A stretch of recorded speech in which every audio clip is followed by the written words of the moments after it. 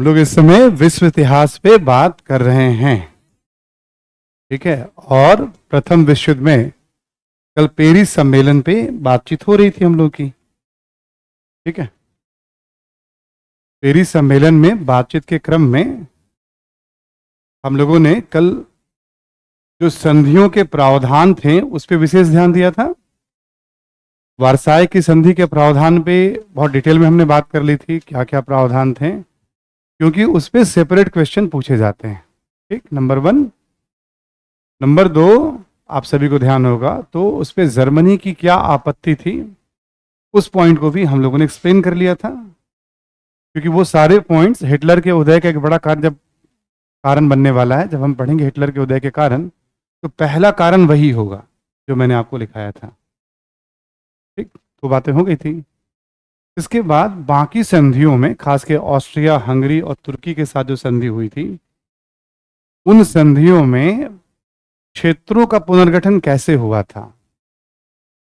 Yugoslavia हो, Czechoslovakia हो, या फिर मध्य पूर्व का इलाका हो, फोकस हमें कहाँ रखना था? क्षेत्रों के पुनर्गठन पे। अभी हम क्या करते हैं, जैसे संधि वगैरह पढ़ते हैं, सारी बातें पढ़ते हैं, बट एग्जाम के हिसाब से कितना मुआवजा दिया गया, हरजाना, कौन सा क्षेत्र, बहुत ज़्यादा, मतलब सेना कितना रखी गई, उसका बहुत फर्क नहीं पड़ता है। तो जर्मनी से फर्क पड़ता था। क्षेत्र में क्या फेरबदल हुए, ये हमें ध्यान रखने की जरूरत पड़ती है। कल मैंने बताया था, आपसे पूछ सकता है कि भाई राष्ट्रीयता के सिद्धांतों को कितना महत्व दिया गया, पेरिस शांति सम्मेलन राष्ट्रवाद की जीत थी, टिप्पणी करें, मान लो आ जाएगा आपके पास सवाल। तो एक सम्मेलन के तो कई है। पेरिस सम्मेलन शांति स्थापना के उद्देश्य से आयोजित किया गया था, लेकिन इसमें सफल नहीं रही, या किस सीमा तक रही। हमेशा की तरह हर टॉपिक में घटनाओं के सभी पक्षों को जानते जाना है। जैसा प्रश्न होता है हमें उस हिसाब से अपनी जानकारी को हमें उत्तर के रूप में प्रेजेंट करना है। ठीक है, हमेशा घटनाओं को जानना है हमें। कभी बहुत सिंपल सवाल में ऐसा हो सकता है, पेरिस सम्मेलन की उपलब्धियां क्या थी। ठीक है, तो हमने उपलब्धियों के लिए 6-7 पॉइंट पर लिखवा दिए थे आपको। जैसे राष्ट्रीयता के सिद्धांत के आधार पर पुनर्गठन, आपके पास ना 6-8 उदाहरण है राष्ट्रों के बारे में, जैसे पोलैंड है, चेकोस्लोवाकिया है, जो भी आपको लगे, बाल्टिक गणराज्य है, आप उसको दे सकते हैं।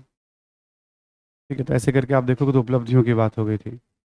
इस सम्मेलन की आलोचना भी होती है, बट आलोचना के जितने भी बिंदु हैं ना, वो सब टॉपिक हैं आगे के। आगे जो हम टॉपिक पढ़ने वाले हैं वो सब आलोचना के बिंदु में आते हैं। तो एक उत्तर के पॉइंट ऑफ व्यू से यहाँ हम क्या करेंगे, एक साथ आलोचना लिख लेंगे हम के साथ, है ना, कि देखो इन इन आधारों पर पेरिस सम्मेलन की आलोचना की जाती है।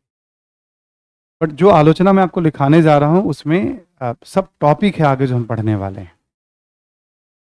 ठीक है, हिटलर का उदय हुआ, एक आलोचना है। ठीक है, तो ये सब टॉपिक पढ़ेंगे भी हम, हिटलर का उदय कैसे हुआ है, द्वितीय विश्व युद्ध हुआ, वो सब पढ़ने वाले हैं अभी हम, है ना। देखिए आप, पेरिस शांति सम्मेलन की आलोचना, पेरिस शांति सम्मेलन की आलोचना।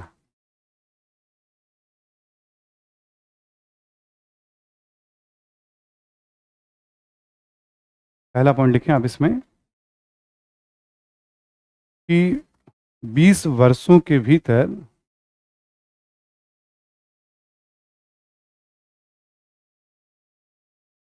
द्वितीय विश्व युद्ध की शुरुआत, 20 वर्षों के भीतर द्वितीय विश्व युद्ध की शुरुआत, इसकी एक महत्वपूर्ण आलोचना मानी जाती है।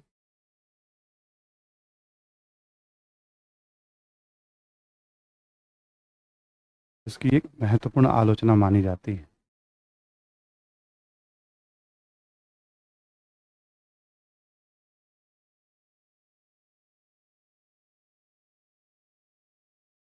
इसको कहा गया था कि दुनिया में युद्धों की परंपरा को समाप्त करने के लिए और अस्थाई शांति के लिए इस सम्मेलन का आयोजन किया गया है।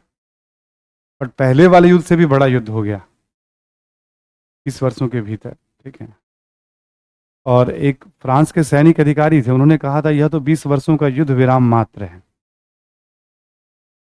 क्योंकि फैसला हुआ नहीं है अभी। ठीक है, समस्याओं का समाधान नहीं हुआ था इस सम्मेलन में। ठीक, तो एक तो आलोचना ये की जाती है। अगला पॉइंट लिखें आप, लिखें कि जर्मनी के संदर्भ में, जर्मनी के संदर्भ में यह प्रतिशोध पर आधारित संधि थी। जर्मनी के संदर्भ में यह प्रतिशोध पर आधारित संधि थी।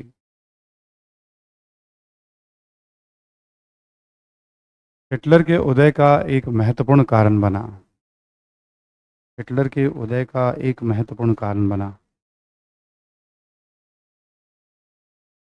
प्रतिशोध पर आधारित संधि थी, हिटलर के उदय का एक महत्वपूर्ण कारण बना।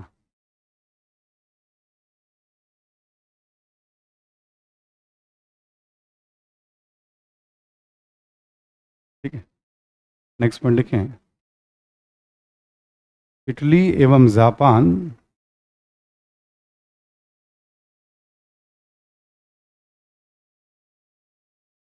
विजेता होकर भी, इटली एवं जापान विजेता होकर भी सम्मेलन से असंतुष्ट थे। विजेता होकर भी सम्मेलन से असंतुष्ट थे। इन देशों में फांसीवाद, लिखें, इन देशों में फांसीवाद एवं सैनिकवाद, इन देशों में फांसीवाद एवं सैनिकवाद के उदय का कारण बना।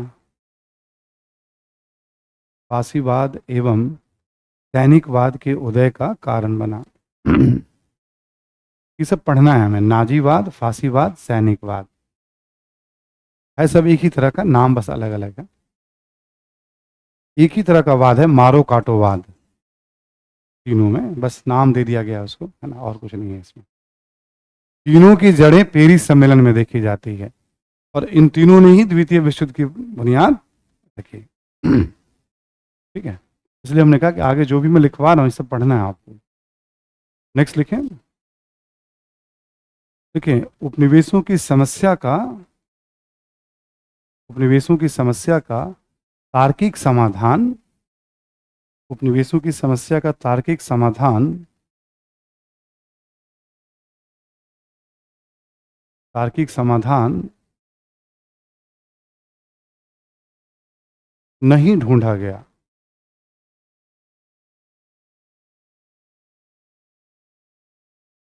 एक समस्या, समस्या यथावत थी,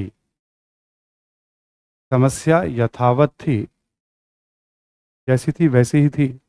कभी कभी कहा जाता है ये और विकृत हो गई थी, है ना, इसके बारे में कहा जाता है समस्याएं जो हैं और विकृत हो गई थी।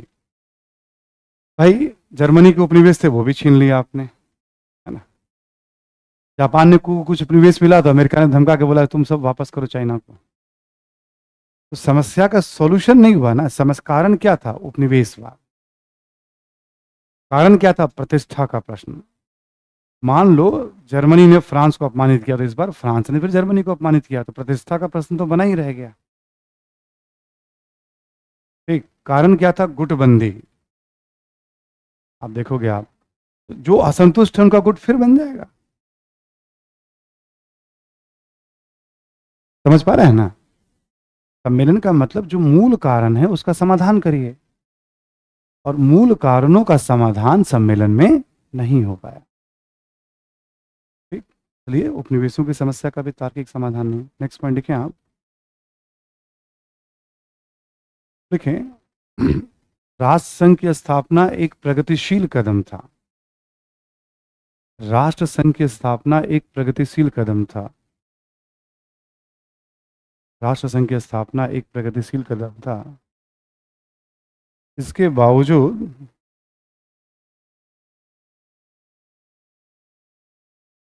के बावजूद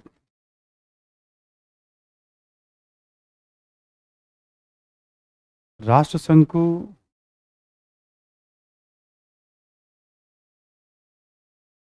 जिस प्रकार स्थापित किया गया,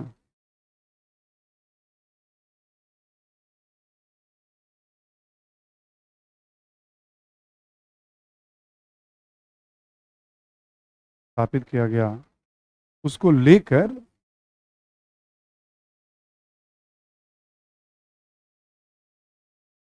शक्तिशाली देशों ने राष्ट्रसंघ को शक्तिशाली देशों ने राष्ट्रसंघ को संदेह की नजरों से देखा। संदेह की नजरों से देखा।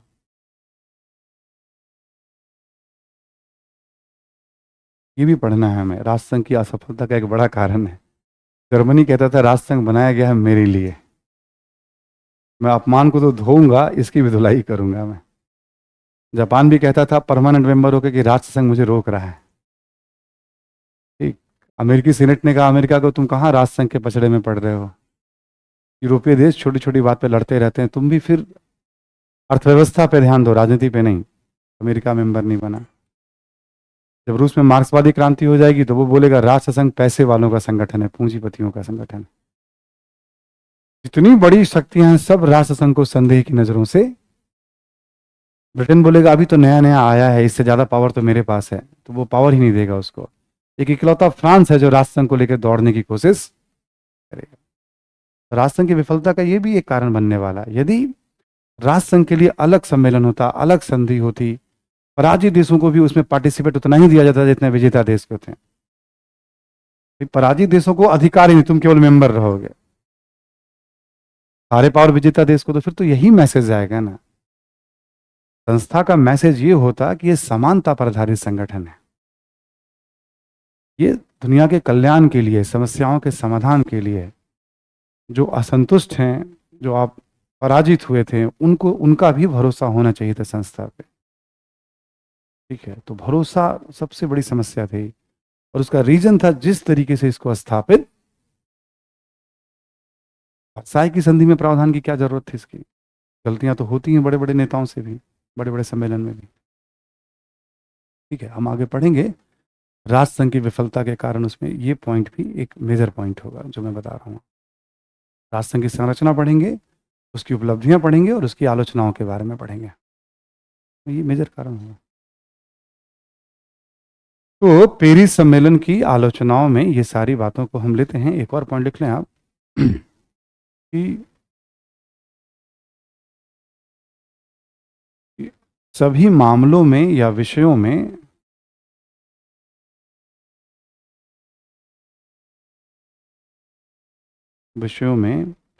राष्ट्रवाद एवं आत्मनिर्णय के अधिकारों को महत्व नहीं दिया गया। राष्ट्रवाद एवं आत्मनिर्णय के अधिकारों को महत्व नहीं दिया गया।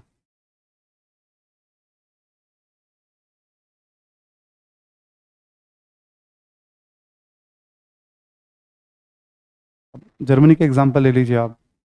तार आपने फ्रांस को दिया 15 वर्षों के लिए, तो जनमत संग्रह करा के दे देते उसको।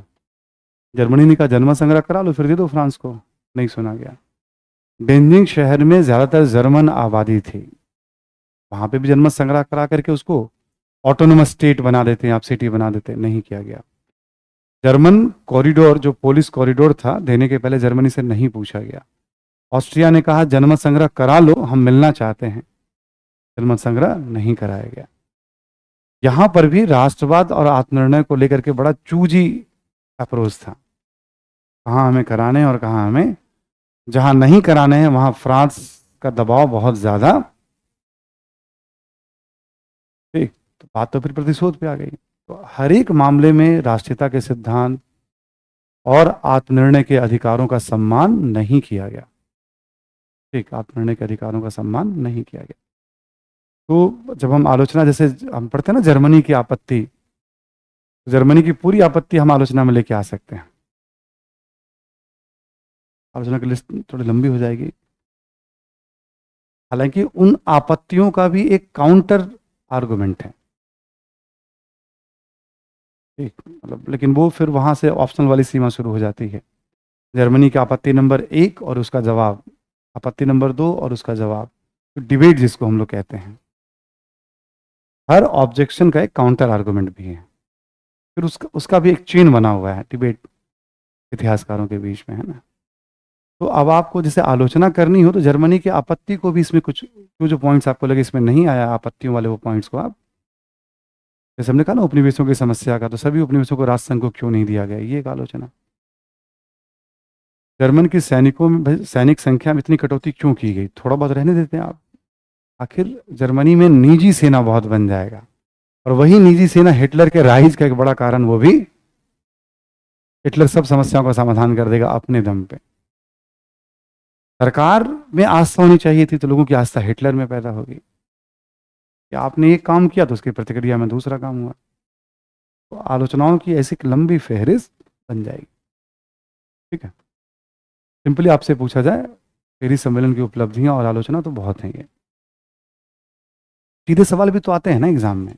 बताओ, आपसे कहेगा कि पेरिस सम्मेलन ने द्वितीय विश्व युद्ध की पृष्ठभूमि निर्मित की, उत्तर मैंने लिखा दिया है। ठीक, आलोचना वही उसका उत्तर है, बस उसको समझना है आपको, या उसको एक्सपैंडेड फॉर्म में पढ़ना है अभी आपको। ये भी उस उत्तर यही है। द्वितीय विश्व युद्ध के बीज पेरिस सम्मेलन में थे। ठीक, आलोचना से इसके उत्तर आपके निकल आएंगे। हमने कल कहा था, किसी ने सवाल पूछा था, समय आने दो तुम्हें उत्तर समझ में आएगा। समझ में पूरा तो अभी नहीं आएगा, लेकिन आप जब इसको पढ़ेंगे तो आपको यही बात फाइनली लिखनी पड़ेगी जो मैंने लिखा है आपको। ठीक, 20 वर्षों का युद्ध विराम मात्र था। प्रथम 3 कारणों का समाधान हुआ क्या? नहीं, जो मुख्य कारण थे। तो फैसला तो होगा, फैजलवा तो बदला देगा। हर बार फैजल बदल रहे हैं। अंतर्राष्ट्रीय राजनीति में हर बार एक नए फैजल, नए तरीके से फैजल जो है उभर कर सामने आ रहे हैं। समझ में आ रही बात ना? तो जितने भी सवाल इस तरह के ट्रिकी या घुमा के पूछे जाते हैं, बस हमें समझना है युद्ध विराम का मतलब कि फैसला नहीं हो पाया, समस्याएं बनी रही, ये इसका क्रक्स है। अपने आप फिर उत्तर की दिशा पकड़ लेगी, किस दिशा में आंसर को लेके जाना है। ठीक है, हम वही हैं, प्रश्न को बस समझने पे हमें ध्यान देना है। लिख के मत दिखाना मुझे सब। ठीक, हमने एक समझाया, लिख करके यहाँ पे आ जाता है। मैं आप जो भी लिख रहे हैं सबका चेक करूंगा, प्रॉमिस से। इकट्ठे आप लिख लीजिए, मैं कोशिश करूंगा इस बार एकदम जेन्युइनली सीरियसली, मतलब मैं अपने साथ ले जाऊं प्रॉपर कमेंट करके आपको मैं। ठीक है, 20 30 40 आंसर आ जाए हमारे पास तो मैं कर दूंगा प्रॉपर। ठीक है, यदि मैंने कह दिया तो मैं करूंगा, वो मैंने पहले भी कहा, तुम रिलैक्स रहो, मैं कर दूंगा मैं। ठीक है, तो जो लोग लिख रहे हैं थोड़ा बहुत लिख लीजिएगा, ऐसा कुछ नहीं है, दे सकते हैं मुझे आप। थोड़ा मैं चाहता हूँ ना कि यहीं चेक कर दूं, आपके सामने सामने बात कर लूँ, क्योंकि उस समय क्या होता है, मुझे लिखना नहीं पड़ता, मुझे तुरंत यदि कोई बात नोटिस कर वहीं बता देते हैं कि आप ये ध्यान रख लो। ले जाने में क्या होता है, लिखना पड़ता है, फिर बहुत सारी बातें समझ में आती हैं। तो मैं भी चाहता हूँ कि सामने कुछ ऐसा एक समय निकाल लेंगे किसी दिन, है ना, कि कहीं बैठ के सामने सामने, क्योंकि मुझे टाइम नहीं लगता, बस 1 मिनट लगता है पढ़ने में, जो बात मुझे बतानी हो बताने के लिए 20 बात होती हैं। आप देखोगे लाल कलम चला चला के आपको भी पूरा लाल कर दूंगा मैं कॉपी को, लगेगा क्या बात है, करने तो पूरा एप्पल ही बना दिया इसको। आपको मैंने कितनी बार समझाया, पहले तो आप खुद पढ़ो। आपको वाकई इसमें एक अच्छा प्लेयर बनना है ना, खेलना है आपको, तो पहले तो खुद पढ़ो आप, आपको अपनी बात समझ में आ रही है कि नहीं।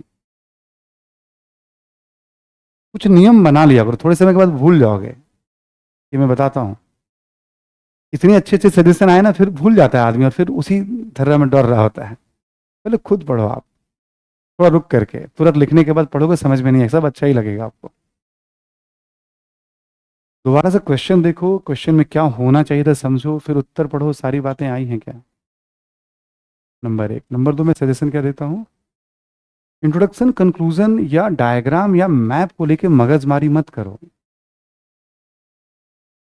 हर चीज का एक अपने आप हो जाता है, आप कुछ कर रहे हो वापस से बहुत अच्छा, कुछ लोग और सीख जाओगे। अब देखो मुख्य मांग में आपके अकॉर्डिंग और कौन सी बात रह गई। आप इतनी बार, आप लोगों ने, बहुत सारे लोगों ने मुझे आंसर दिखाया, मैं तो केवल मुख्य मांग की बात करता हूँ ना आपसे, इसमें ये बात आनी चाहिए थी, ये बैलेंस नहीं हुआ, ये ज्यादा हो गया, ऐसे मत लिखो। केवल मैंने सजेशन आज तक मुख्य मांग पे ही दिया है। ठीक, मात्रात्मक अशुद्धि के लिए हमने बताया है आपको, भूल गए होंगे तो फिर ध्यान रखिएगा। आप नोटिस करिए, आपको जहां जहां डाउट होना अपनी राइटिंग पे, आप ठीक नहीं करेंगे तो कोई ठीक नहीं करेगा। आपको जहां डाउट हो उसको पहले अंडरलाइन करिए, आपने घर में लिखा, नहीं कुछ समझ में आता, गूगल पे चले जाइए, आप उस वर्ड पे आप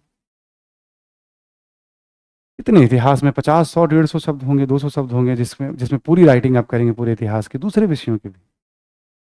यदि आपने उसकी अलग से कॉपी बना ली तो वो ठीक हो गया। किसी किसी बच्चे को कभी कभी लगता है कि नहीं, थोड़ा हम वजनदार शब्द को डालें राइटिंग में हम, उसके लिए भी आपको एफर्ट लगाना होगा। सिंपल सा मेथड है। 40-50 आंसर जो आपने लिखे होंगे अब तक, सबको अंडरलाइन करिए। आपको लग रहा है कि नहीं मुझे यहाँ शब्दों को बदलने की जरूरत है, आप चिन्हित करिए अलग पेन से। थोड़ा सोचिए कि इसकी जगह हम क्या शब्द दे सकते हैं। नहीं मिल रहा है, गूगल पे जाइए आप। 1-2 दिन का काम होता है ये सब को लेके। नहीं मैं कुछ ऐसा कर रहा हूँ, मैं वैसा कर रहा हूँ। सबसे जरूरी काम है क्वेश्चन को समझना और सही दिशा में अटेम्प्ट। मैं एक ही बात समझा रहा हूँ और इसी में इंटरव्यू कॉल और सिलेक्शन होगा। उसके लिए याद रखना है। मैंने तो यहां तक भी कहा, आप नहीं भी लिख पाते हो कभी घबराओ मत, याद रखो कम से कम। बट अपने आप को ना कंफर्ट जोन में मत डाल देना कि हाँ सर ने कहा। घर में कम से कम लिखते रहो आप, 1 पेज 2 पेज, 1 पेज 2 पेज रोज लिखा करो आप। जरूरी नहीं ना कि हर कोई एक साथ दौड़े, सबका अलग अलग बैकग्राउंड, सबका किसी का स्पीड ज्यादा, किसी का स्पीड कम। आपका इंप्रूवमेंट तो इसी में ना कि हाँ ये सब पढ़ना है और हमने पढ़ लिया और हमें याद है। बेसिक काम हो गया हमारा। तो जजमेंट का एक तरीका जैसे मैं बता रहा हूँ, खुद से भी करके थोड़ा तैयार रहो। फिर कोई सजेशन जब यहां से भी आए ना, आप देखो मुख्य मांग में क्या सजेशन आया है। 10 सजेशन होंगे, वाक्य रचना ठीक करो, शुद्धियां ठीक करो, ठीक है, अच्छी बात है वो सब सजेशन भी। बट आप देखो मुख्य मांग में क्या सजेशन दिया जा रहा है। कोई सॉलिड सजेशन है तो इंक्लूड करो, वरना इग्नोर करो। आप परेशान हो जाते हो, फिर मेरे पास सर देखिए ना ये चेक हुआ है। तो मैं इनफैक्ट कितने लोगों का मैं चेक कर पाऊंगा, तो मैं सिंपल मेथड बता देता हूं आपको। ठीक। तब इसके पीछे भी बहुत लंबा वाला अनुभव है मेरा अपना। ठीक है। एक बड़ी टीम जो होती है, इवन यहाँ पे भी टीम में जो है सब तो अनुभवी लोग हैं सब, ठीक है ना। यहाँ आने के बाद पता चला ये सब मेरे स्टूडेंट ही हैं। ठीक है, ये भी पढ़ चुके हैं मुझसे, राइटिंग की शुरुआत मुझसे ही की है सीखना। ठीक है, मिलने के बाद देखा, हमने देखा कि भाई मैं पहचान तो रहा हूँ इनको। बताया कि सर आपके स्टूडेंट हम लोग इस बैच के, हमने मीन्स दिया, इंटरव्यू दिया, बच्चियाँ भी हैं एक। वो सब किसी न किसी बैच में, क्योंकि जहाँ से राइटिंग का प्रोसेस शुरू हुआ है ना मुखर्जी नगर में, उसमें बहुत सारे लोगों को शुरुआती स्टेज में ट्रेंड किया है हमने। अब चूंकि प्रोफेशनल काम हो जाता है तो लिखने वाले को बताना जरूरी होता है, उनकी ट्रेनिंग ऐसे होती है। तो आपको लगेगा कि इन्होंने 10 बातें को बताया, वो गलत नहीं होते, अपनी जगह एकदम ठीक होते हैं। वो ये नहीं देख रहे हैं कि उन्हें सिखाना, उन्हें तो देख रहे हैं कि हमें बस इसमें असेसमेंट करके बताना है। मैं देखता हूं कि मुझे सिखाना है, कि मेरा काम है। ठीक, और मुझे पता है, इसलिए हमने देखो, हमने कहा वर्तनी संबंधी शुद्धि ठीक हो जाएगी। कुछ शब्द बदलना चाहते हो वो भी ठीक हो जाएगा, वो सब आपकी इच्छा शक्ति पे है। आप कितना बदलना चाहते हो अपने आप को। ठीक। आंसर खुद पढ़ा करो, क्योंकि आपको स्टेज पे आना, आपको समझना है कि मुझे क्या लिखना है। ठीक, आपको समझना है कि मुझे क्या लिखना है। जब हम लगे रहते हैं ना, बार बार प्रश्न को पढ़ते हैं, सोचते हैं, टॉपिक को पढ़ते हैं, तो आइडिया, कहते हैं ना, जैसे स्पॉन्ट आइडियाज आने शुरू होते हैं। इतने सारे प्रश्नों का उत्तर क्या मैं किसी किताब से पढ़ के थोड़ी देता हूँ, सब्जेक्टिव प्रश्नों का उत्तर। कौन सी किताब में किसी का उत्तर दिया हुआ है। किसी का होगा तो होगा, क्योंकि खुद उसमें हम लोग इन्वॉल्व, इतनी प्रैक्टिस करी है इन सब चीज़ों को लेकर के कि वो आइडियाज बनने शुरू होते हैं कैसे इसको रिलेट करना है। और बच्चों को भी आता है। जब मैं कहता हूँ बच्चों का आत्मविश्वास होता है कि मेरा हो जाएगा, पढ़ते पढ़ते सच में उस लेवल पे आ जाते हैं बच्चे जो क्वालिफाई करते हैं। आप भी आ जाओगे। इसलिए कभी भी मतलब कोई और सब्जेक्ट में भी लिख रहे हैं आप, हमेशा मुख्य मांग पे नजर रखिएगा। जो टीम के लोग हैं सजेस्ट करेंगे आपको, ठीक है ये है, ये आप देखिएगा मुख्य मांग।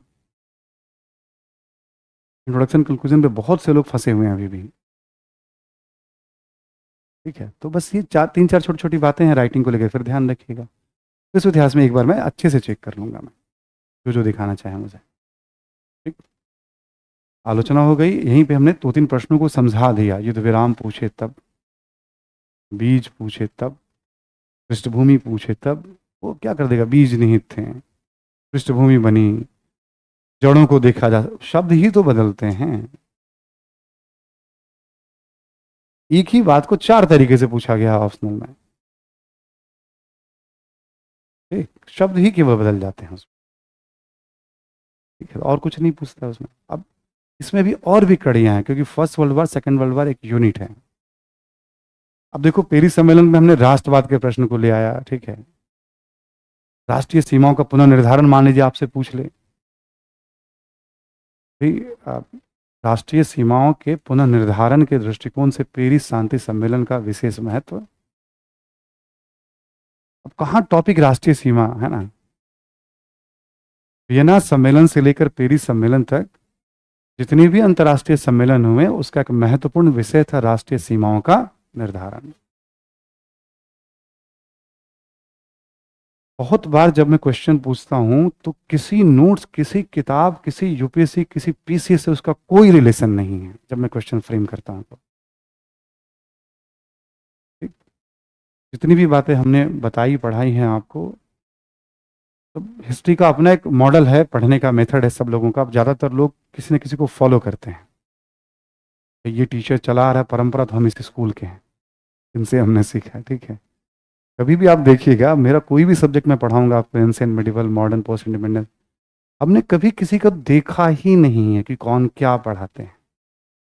ऐसे कभी किसी ने दिखा दिया ये देखो वो देखो, ठीक है, मेरी समझ क्या कहती है उस विषय को लेकर के मैं उसके हिसाब से, क्योंकि पहले साल से यूपीएससी सर्टिफाई करते आ रही है, करते आ रही है, हर एक साल रिजल्ट होते गए, नंबर होता गया, तो मुझे देखने की जरूरत नहीं पड़ी कभी,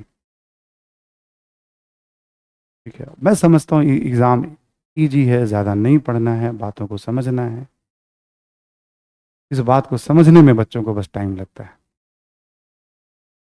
ठीक है। बहुत नहीं पढ़ना है, कम पढ़ना है, साफ साफ समझना है उसको। कोई बात जान रहे हैं पेरिस सम्मेलन में, उसको हम जैसे चाहें वैसे इस्तेमाल कर लेंगे हम, तो वो कहते हैं तैयारी। हम 20 बात जान रहे हैं और वक्त आने पर उसका इस्तेमाल नहीं कर पा रहे हैं। हम जान रहे हैं तो एक एक मजबूत कदम है, बस इस्तेमाल करना सीखना है हमें,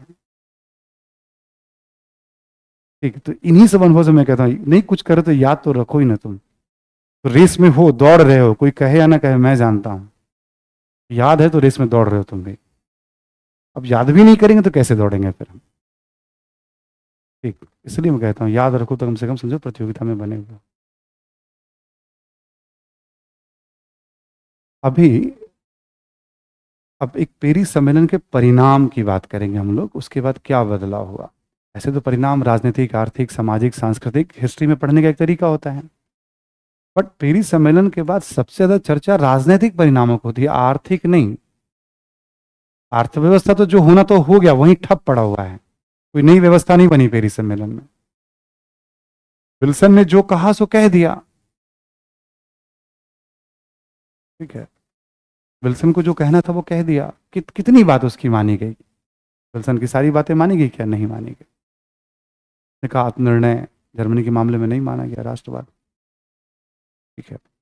विल्सन की बातों को ऐसा कहा जाता है कि पेरिस सम्मेलन में जो विजेता राष्ट्र थे उसमें दो दृष्टिकोण था। एक था आदर्श, जिसको रिप्रेजेंट विल्सन कर रहे थे, निशस्त्रीकरण के लिए काम करें, उपनिवेशों का ध्यान रखें, व्यापारिक प्रतिबंधों को समाप्त करें, कुछ भी नहीं हुआ। पेरिस सम्मेलन आदर्शवाद की पराजय थी, ठीक है। अच्छा, अब ये भी एक सवाल बन गया, बन गया। पेरिस सम्मेलन जो यूरोपियन हिट थे ब्रिटेन फ्रांस वगैरह के, ठीक है ना, उसके अकॉर्डिंग सारी चीजें हुई, तो ऐसे क्या सेम पॉइंट, तो वो चीजें लागू नहीं हो पाई, यथावत बनी रही।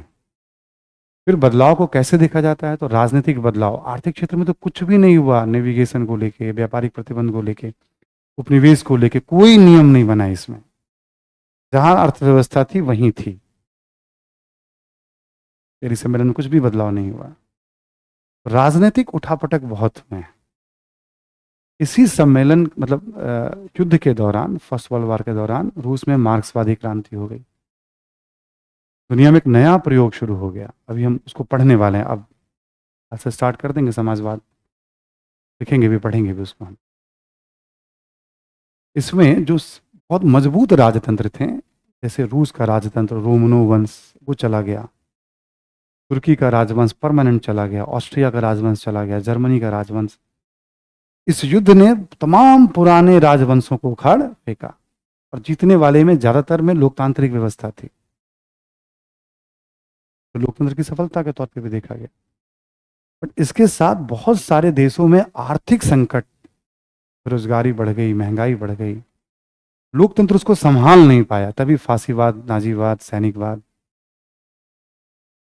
ठीक है, तो सब फर्स्ट वर्ल्ड वार के बाद बहुत सारे इस तरह के बदलाव, राष्ट्रसंघ का आना अपने आप में एक बड़ी बात थी, जापान अमेरिका का एक शक्ति के रूप में उभरना, यानी अंतर्राष्ट्रीय संबंध अब केवल यूरोप केंद्रित नहीं है। ये भी एक बदलाव था वर्ल्ड वार में। वर्ल्ड वार के दौरान उपनिवेशों में क्या बदलाव आया, भारत में क्या बदलाव आया 1419 के बीच में, वो भी इसके परिणाम का एक हिस्सा हो जाता है। ठीक है, हमने पढ़ा था ना फर्स्ट वर्ल्ड वार एवं भारतीय राष्ट्रवाद, फिर दोबारा देख लेंगे अभी हम दो चार पॉइंट करके, किस तरह से राजनीतिक बदलाव, फिर अन्य परिणाम करके हम लिख लेंगे। पेरिस सम्मेलन की उपलब्धियां, आलोचना भी परिणाम का हिस्सा हो जाता है इसका। ठीक, तो हम कहते हैं ना फर्स्ट वर्ल्ड वॉर के परिणाम, तो पेरिस सम्मेलन की सारी बातें, क्योंकि उसी के परिणाम स्वरूप तो हो रहा था ना, वो भी इसका पार्ट हो जाता है।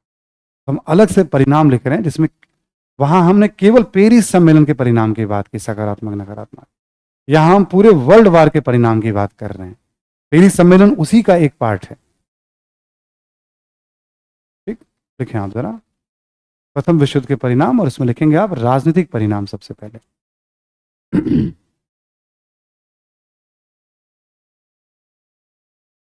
राजनीतिक परिणाम।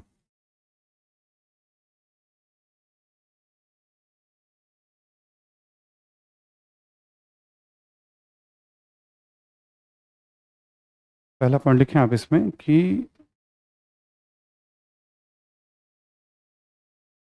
युद्ध के दौरान, युद्ध के दौरान राजनीतिक परिणाम में पहला पॉइंट लिख रहे हैं आप, युद्ध के दौरान यूरोप के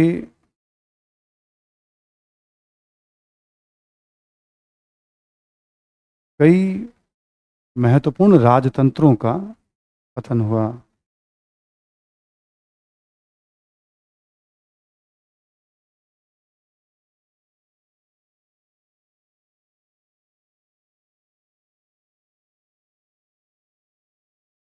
ठीक है, देखिए आप जैसे ऑस्ट्रिया, रूस, ऑस्ट्रिया, रूस, प्रसा, तुर्की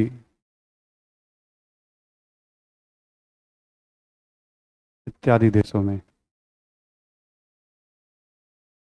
तुर्की इत्यादि राष्ट्रों में, देशों में। ठीक है, अगला पॉइंट लिखें। देखिए ब्रिटिश गुट में अधिकांशतः लोकतांत्रिक देश थे। ब्रिटिश गुट में अधिकांशतः लोकतांत्रिक देश थे।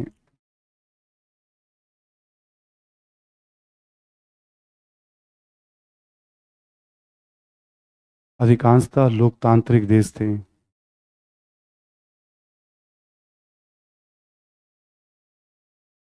देखें इस गुट की सफलता से,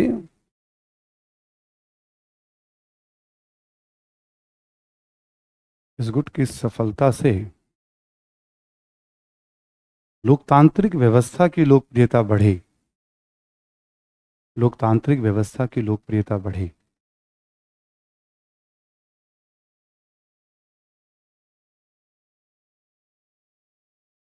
इस सफलता से लोकतांत्रिक व्यवस्था की लोकप्रियता बढ़ी। ठीक है, नेक्स्ट लिखें इसी में। हालांकि हालांकि हालांकि कुछ देशों में, हालांकि कुछ देशों में युद्ध के पश्चात उत्पन्न, युद्ध के पश्चात उत्पन्न आर्थिक संकट को,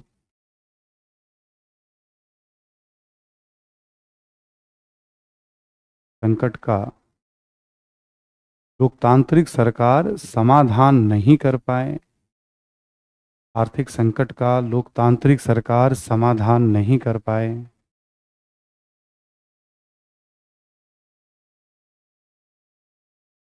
समाधान नहीं कर पाए, और इन देशों में लोकतांत्रिक व्यवस्था को चुनौती मिली।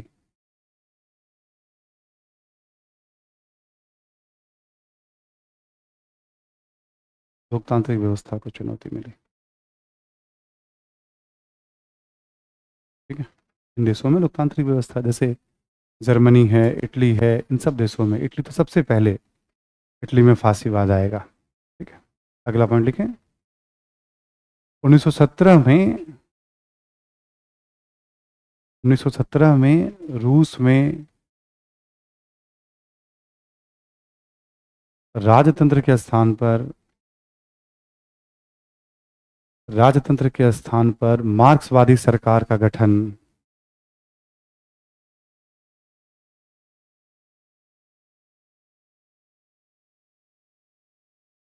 मार्क्सवादी सरकार का गठन, सरकार का गठन में कॉमा देकर लिखें आप। राजनीतिक आर्थिक क्षेत्र में, राजनीतिक आर्थिक क्षेत्र में एक नए प्रयोग की शुरुआत हुई।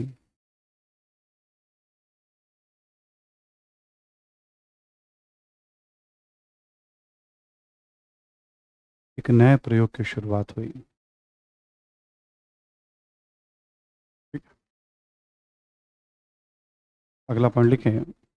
अंतर्राष्ट्रीय संबंधों में, अंतर्राष्ट्रीय संबंधों में अमेरिका जापान जैसे, अंतर्राष्ट्रीय संबंधों में अमेरिका जापान जैसे औद्योगिक, औद्योगिक नहीं, जापान जैसे गैर यूरोपीय, कर लीजिएगा, गैर यूरोपीय राष्ट्रों का महत्व बढ़ा। नॉन यूरोपियन नेशन, गैर यूरोपीय राष्ट्रों का महत्व बढ़ा।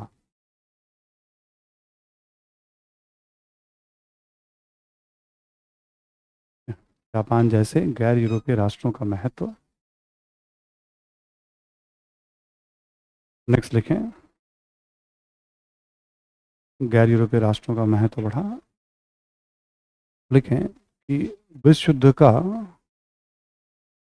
विश्व युद्ध का उपनिवेशों पर भी व्यापक प्रभाव दिखा।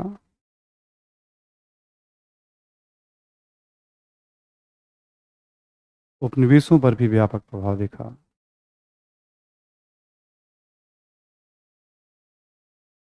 लिखें राष्ट्रवादियों ने, राष्ट्रवादियों ने युद्ध को एक अवसर के रूप में देखा।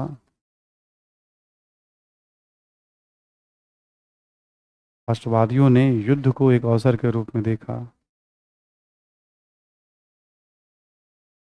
और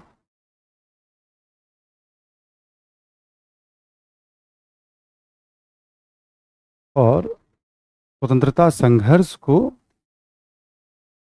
स्वतंत्रता संघर्ष को गति प्रदान की।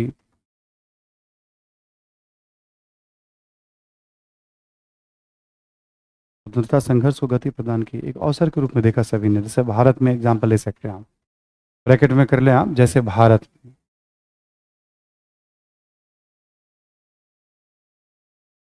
ठीक है। अगला पॉइंट लिखें आप।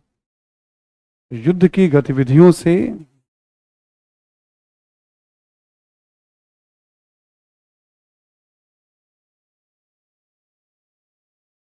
युद्ध की गतिविधियों से उपनिवेशों की जनता में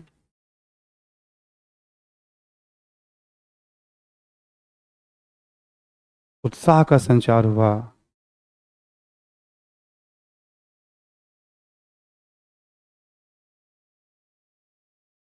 उत्साह का संचार हुआ। ठीक है। युद्ध के दौरान युद्ध के दौरान साम्राज्यवादी शक्तियों की युद्ध के दौरान साम्राज्यवादी शक्तियों की अपराजिता संबंधी मिथक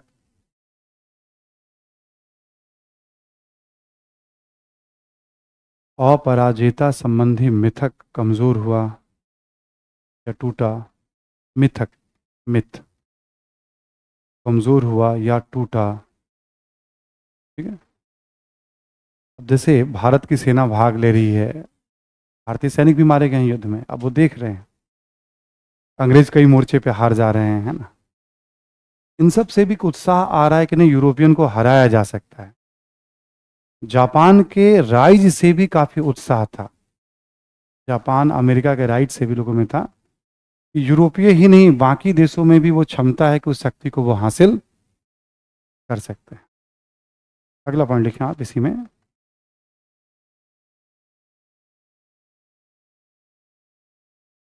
देखिए, जापान के उत्थान से भी राष्ट्रवादियों में उत्साह, जापान के उत्थान से भी, उदय से भी राष्ट्रवादियों में उत्साह। ठीक है। तो राजनीतिक रूप से हमें ये सब देखेंगे, है ना। भारत में देखेंगे आप, तो भारत में आपको क्या दिखेगा? एक तरफ होम रूल आंदोलन, कांग्रेस मुस्लिम लीग पैक्ट, लखनऊ पैक्ट, गांधी जी के चंपारण, खेड़ा, अहमदाबाद की गतिविधियां, बस ये दिखेगा। क्रांतिकारियों में क्या दिखेगा? जो भारत में धाराएं थी प्लस गदर आंदोलन। युद्ध के दौरान ही आपने देखा होगा, मॉन्टेग्यू ने घोषणा की थी कि भारत में हम धीरे धीरे उत्तरदायी सरकार को स्थापित, एक बड़ा बदलाव था। जितने भी आपने अधिनियम पढ़े, आप कभी नोटिस करके देखिएगा, सबसे बड़े बदलाव वाला अधिनियम 1919 का ही था, कि 35 का तो आधा हिस्सा लागू ही नहीं हो पाया, कागज पे ही रह गया। वो तो अंग्रेज चाहते भी थे कि कागज पे रह जाए। जितना संवैधानिक विकास हुआ, उसमें सबसे बड़ा बदलाव कब दिखा? 1919 के अधिनियम में। और वो कब है? वर्ल्ड वार के पश्चात है। वर्ल्ड वार के कारण क्या होगा? थोड़ी साम्राज्यवादी शक्तियां जो हैं, कहीं ना कहीं, जीतना एक बात है बट कमजोर भी हुई हैं। आपके सैनिक मारे गए हैं, आपके पैसे खर्च हुए हैं, आपको अमेरिका से खुद संसाधन और कर्ज लेना पड़ा है। ठीक है। तो कहीं ना कहीं पश्चिम यूरोपीय साम्राज्यवादी शक्तियां युद्ध के कारण कमजोर भी हुई हैं। ठीक है। उनकी पकड़ जो है, हर हर जितने भी देश है दुनिया के, हर उपनिवेशों में फर्स्ट वर्ल्ड वार और उसके बाद आज़ादी की लड़ाई तीव्र हुई है और इंटेंस हुई है। अब देखिए, 19 से पहले भारत का आंदोलन और 19 के बाद देखिए आंदोलन, खिलाफत है तो उसमें भी ताकत है, सहयोग है, कायमन विरोधी है, जैसे एकदम लड़ने के जुझारूपन जो आना होता है, एकदम सविनय अवज्ञा है कि हम लेके छोड़ेंगे हम। आत्मविश्वास चेंज हुआ है, अब भारत में ही नहीं, दुनिया के दूसरे देशों में भी ये दिखा है। वर्ल्ड वार का तो ऐसे बहुत सारे, एक इसके अपने फायदे हैं। हम राजनीतिक परिणामों की बात करते हैं। ठीक, यहाँ नोट करके लिख लें आप कि पेरिस सम्मेलन की उपलब्धियों, पेरिस सम्मेलन की उपलब्धियों एवं आलोचनाओं को भी इसमें शामिल कर सकते हैं। उपलब्धियों एवं आलोचनाओं को भी इसमें इंक्लूड कर सकते हैं। अब जैसे एक बड़ी उपलब्धि है ना, राष्ट्रसंघ की स्थापना, तो कर सकते हैं इसमें, यानी वहाँ वाले पॉइंट को उठा करके फिर वहाँ से शिफ्ट करके आप यहाँ ले आएंगे, तो परिणाम की सूची लंबी हो जाएगी आपकी। ठीक। परिणाम में तो नकारात्मक भी होते हैं, तो आलोचना भी उसमें आ जाएगा। तो पूरी एक लंबी सूची बन जाएगी राजनीतिक परिणामों की। ठीक है। अब आप लिखें अन्य परिणाम।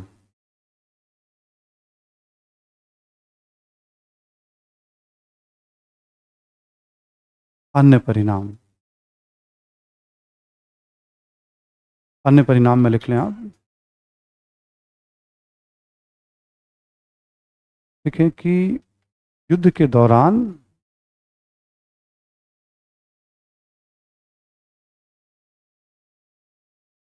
आधारभूत ढांचे को,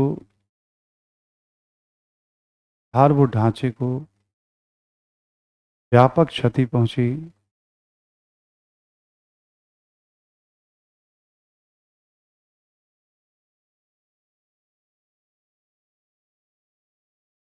देखिए, पैसों की बर्बादी हुई, पैसों की बर्बादी हुई तथा बड़ी संख्या में लोग भी मारे गए।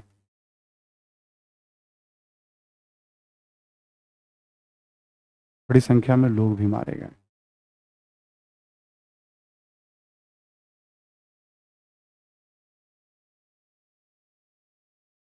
ठीक है? जान माल की क्षति, जो वर्ड सबसे लोकप्रिय शब्द क्या है, जान माल की क्षति हुई, लिख सकते हैं आप उसको इस तरह से भी। अगला पॉइंट लिखें, युद्ध के दौरान, युद्ध के दौरान आर्थिक मांगों में वृद्धि हुई।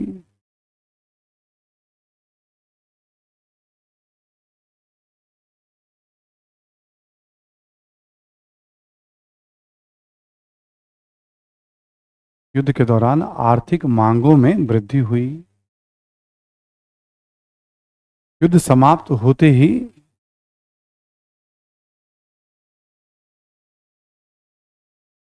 युद्ध समाप्त होते ही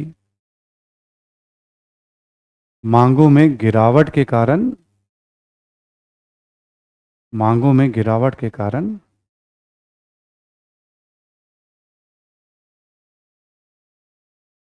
कई राष्ट्रों की अर्थव्यवस्था,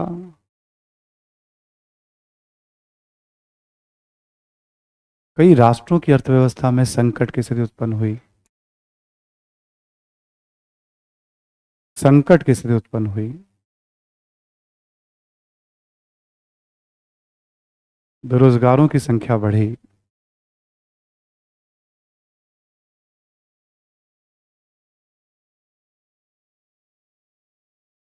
ठीक है? क्या भारत में भी, अपने मॉडर्न इंडिया में याद होगा, हम लोग हमेशा पढ़ते थे असहयोग में भी, युद्ध के पश्चात बेरोजगारों की संख्या, चूंकि मांग में कमी आ जाती है, युद्ध में मांग बढ़ती है। इटली और जर्मनी में, इटली में मुसोलिनी के उदय का और जर्मनी में हिटलर के उदय का यह एक महत्वपूर्ण कारण बना। एकदम से बेरोजगार, तो उन बेरोजगारों को उन्होंने खींचा अपनी तरफ, युवा थे और बेरोजगार थे, श्रमिकों को खींचा इन्होंने अपनी तरफ, युवाओं को खास करके, कि हम सब न्याय दिलाएंगे तुम्हें। अब देख ही रहे हो आप, जब पेट पे संकट आता है तो सब बातें ठीक लगती हैं किसी की भी। आर्थिक संकट था तो उसको अच्छे से मुसोलिनी ने इस्तेमाल किया और हिटलर ने इस्तेमाल किया। जर्मनी की अर्थव्यवस्था जब ठीक हो जाएगी तो हिटलर का ग्राफ नीचे चला जाएगा। हिटलर का तेजी से राइज होगा वर्ल्ड वार के बाद। जब जर्मन इकोनॉमी रिकवर करेगा तो हिटलर का ग्राफ नीचे जाएगा, हम पढ़ने वाले हैं। और फिर जब महामंदी आएगी तो हिटलर का फिर उछाल होगा। इटली में इतनी जबरदस्त समस्या आई कि मुसोलिनी को तुरंत लोगों ने हाथों हाथ लिया और गद्दी पे बिठा दिया। युद्ध के बाद आर्थिक क्षेत्र में इस तरह के बदलाव भी देखेंगे आप। नेक्स्ट पॉइंट लिखें आप। देखिए, युद्ध के दौरान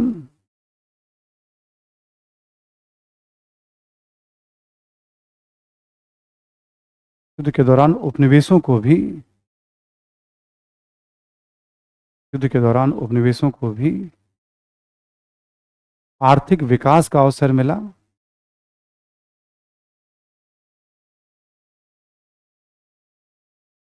उपनिवेशों को भी आर्थिक विकास का अवसर मिला। अब जैसे भारत का ले लो एग्जाम्पल, आप एग्जाम्पल में भारत रख सकते हैं हम लोग। एक तो ब्रिटेन की माल भारत में आने लगभग बंद या कम हो गए थे। दूसरा, ब्रिटिश सरकार खुद भारतीय वस्तुओं उत्पादकों को कह रही थी उत्पादन सप्लाई करो, हमें खरीदना है। सरकार ने भी बहुत सारी चीजों को भारत के लोगों से खरीदा उस समय। एक अच्छा खासा औद्योगिक विकास हुआ वर्ल्ड वार के दौरान। यही परिस्थितियां कमोबेश बाकी अन्य उपनिवेशों में भी हमें दिखाई, क्योंकि लड़ना था तो उन्हें जरूरत थी। लिखें आप एक और पॉइंट लिखें आप। अमेरिका एवं जापान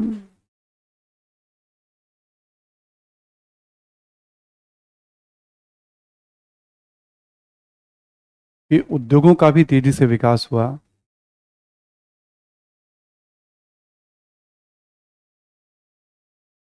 विकास हुआ और युद्ध के बाद इनकी गिनती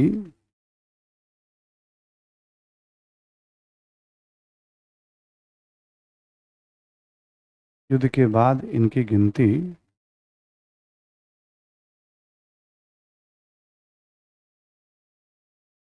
युद्ध के बाद इनकी गिनती एक आर्थिक महाशक्ति के रूप में होने लगी। आर्थिक महाशक्ति के रूप में होने लगी।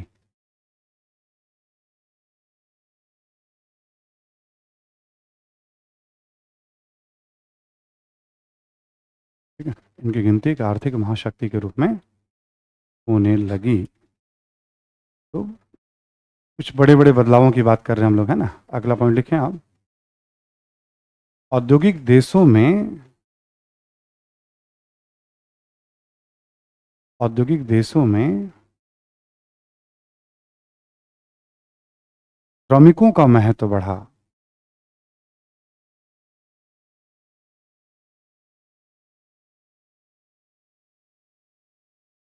श्रमिकों का महत्व बढ़ा, लिखें। श्रम सुधारों को लागू किया गया।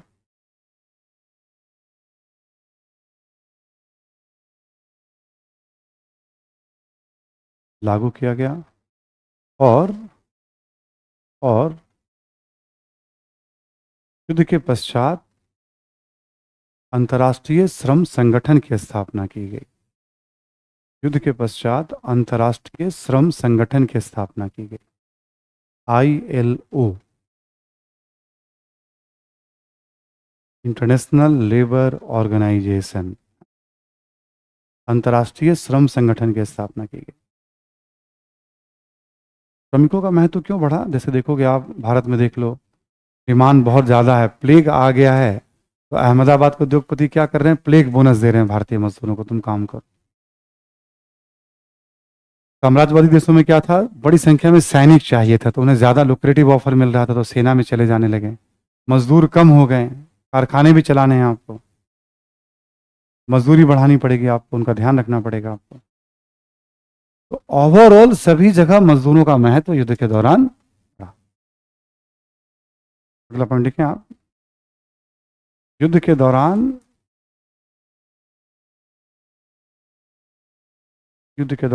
आर्थिक प्रशासनिक क्षेत्रों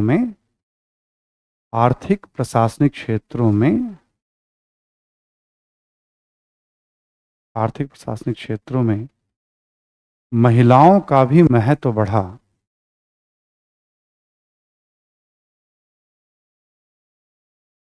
महिलाओं का भी महत्व बढ़ा। ब्रैकेट में लिख लेंगे आप, श्रम शक्ति की कमी के कारण। श्रम शक्ति की कमी के कारण। ठीक है, श्रम शक्ति की कमी के कारण। इसी में अगला पॉइंट लिखेंगे आप। युद्ध के पश्चात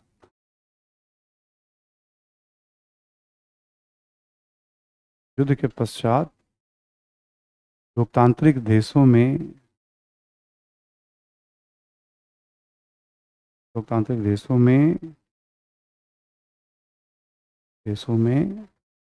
संवैधानिक सुधारों में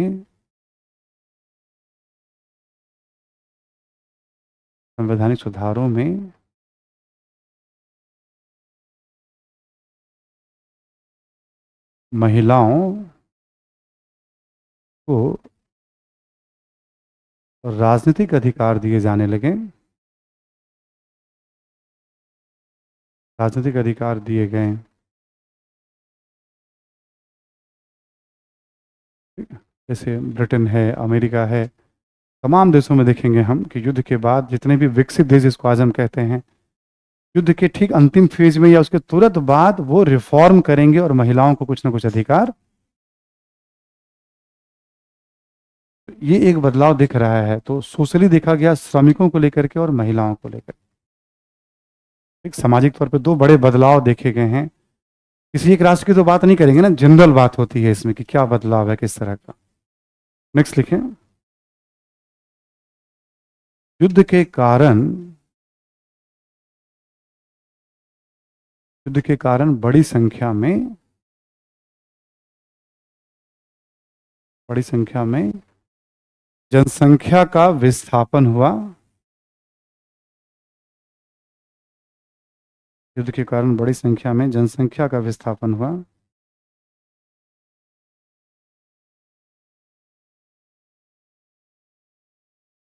ठीक है, युद्ध के कारण बड़ी संख्या में जनसंख्या का विस्थापन हुआ और शरणार्थी संकट शरणार्थी संकट गहराया, रिफ्यूजी क्राइसिस, शरणार्थी संकट गहराया।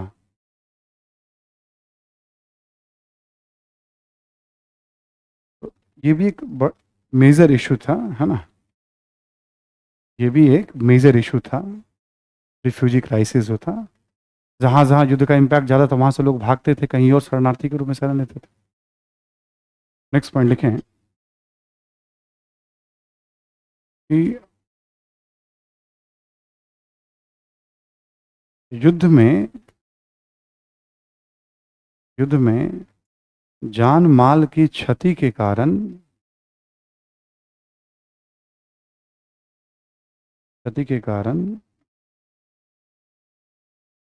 जान माल की क्षति के कारण धर्म में लोगों की आस्था कम हुई।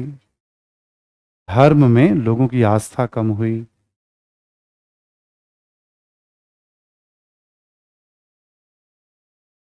आस्था कम हुई और नास्तिकता का तेजी से प्रसार हुआ। नास्तिकता का तेजी से प्रसार हुआ। आस्था कम हुई और नास्तिकता का तेजी से प्रसार हुआ।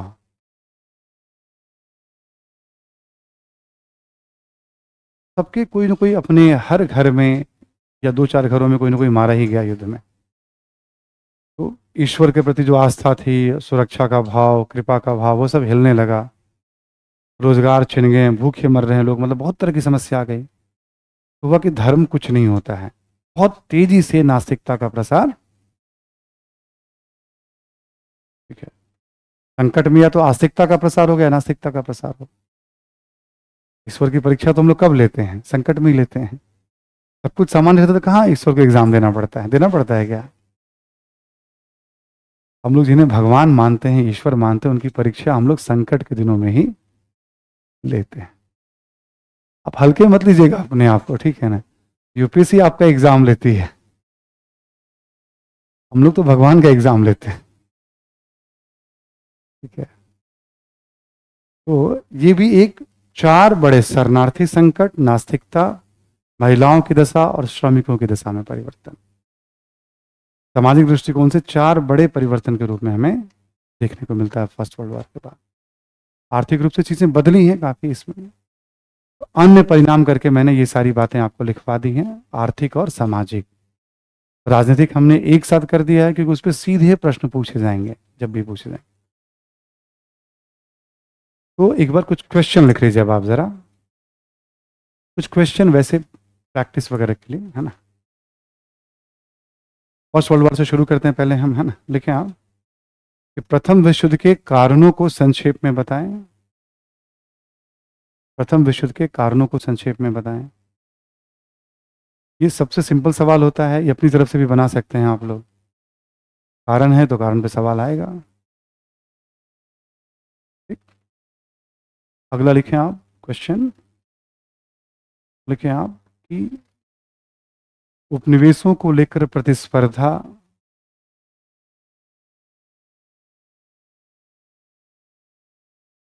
उपनिवेशों को लेकर प्रतिस्पर्धा या औद्योगिक क्रांति औद्योगिक क्रांति या औद्योगिक क्रांति या पूंजीवादी व्यवस्था किस सीमा तक,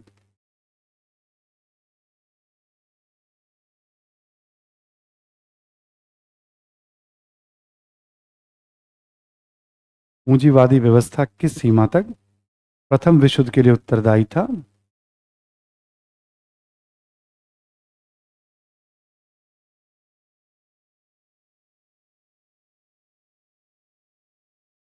ठीक है, पहला कारण आपको याद होगा। इसी पे दूसरा कारण भी हम लोग लिख सकते हैं ना, तीसरा कारण भी। पहले तीन कारण पे सवाल बन सकते हैं, प्रतिष्ठा का प्रश्न, ठीक है, या राष्ट्रवाद का प्रश्न, या शक्ति संतुलन का प्रश्न, जैसे अभी पूछा था इस बार, है ना। किस सीमा तक प्रथम विश्व युद्ध के लिए उत्तरदायी था? या गुटबंदी किस सीमा तक? पूछने का तरीका, पॉइंट नंबर 2 और 3 जो था शक्ति संतुलन पे था इस बार, ठीक है। पॉइंट नंबर 2 और 3 देखोगे आप, शक्ति संतुलन पे था इस बार, जो कारण हमने लिखा है। इसी तीनों में 30 कारण है, आप देखोगे, इसका उससे लड़ाई है, उसका उससे लड़ाई पंगा है, सबको अलग अलग कारण कर दोगे तो 25-30 कारण हो जाएंगे। उसको एक थीम बना करके हमने रख दिया था कि इसको ऐसे देखना है आप, ठीक है। तो ऐसे करके ना चेन बना लीजिएगा आप कारणों का। एक थोड़ा हाइपोथेटिकल क्वेश्चन लिख लीजिए आप, ठीक है। प्रथम विश्व युद्ध के लिए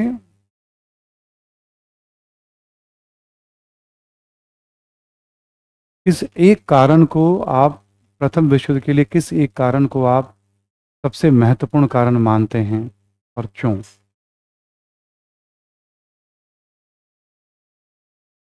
किस एक कारण को सबसे महत्वपूर्ण कारण मानते हैं और क्यों?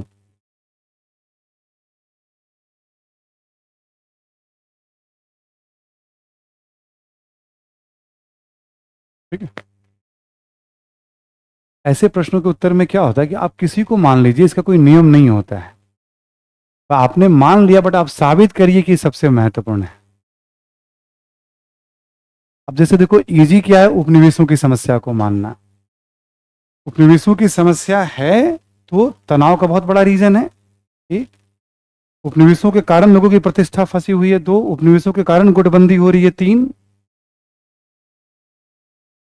तो जैसे कुछ कारण आसान, उसमें कैसे पिक किया जाता है, हम ऐसे कारण को पकड़े जो बाकी कारणों को भी अपने साथ वो जोड़ ले।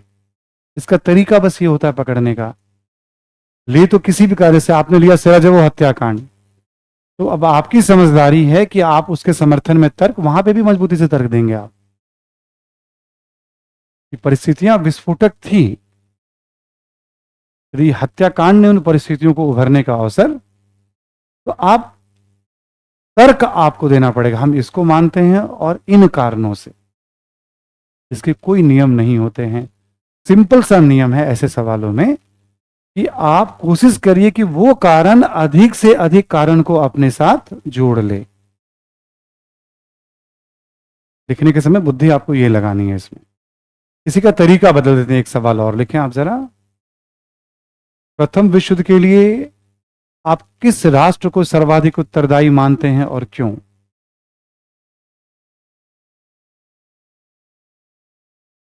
प्रथम विश्व युद्ध के लिए आप किस राष्ट्र को सर्वाधिक उत्तरदायी मानते हैं और क्यों?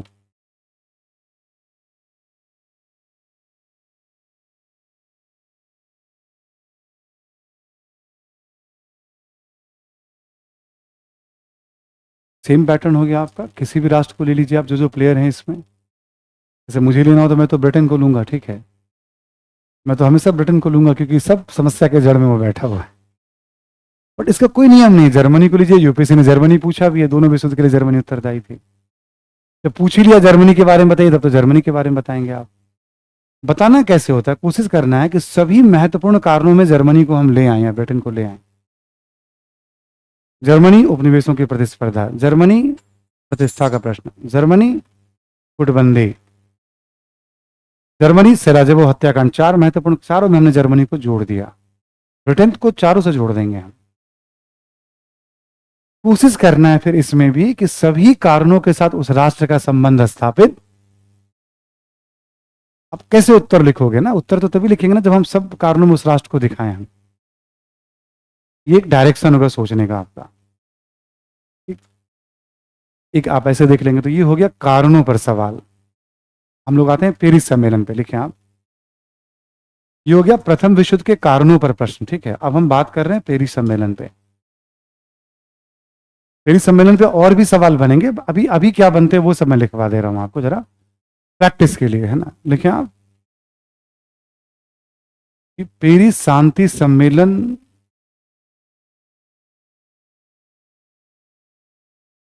पेरिस शांति सम्मेलन की उपलब्धियों पर टिप्पणी करें।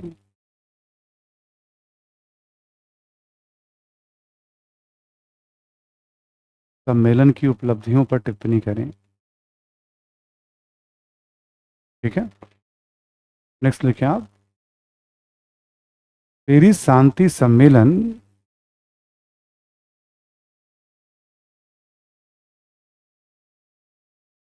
ने द्वितीय विश्व युद्ध की पृष्ठभूमि निर्मित की।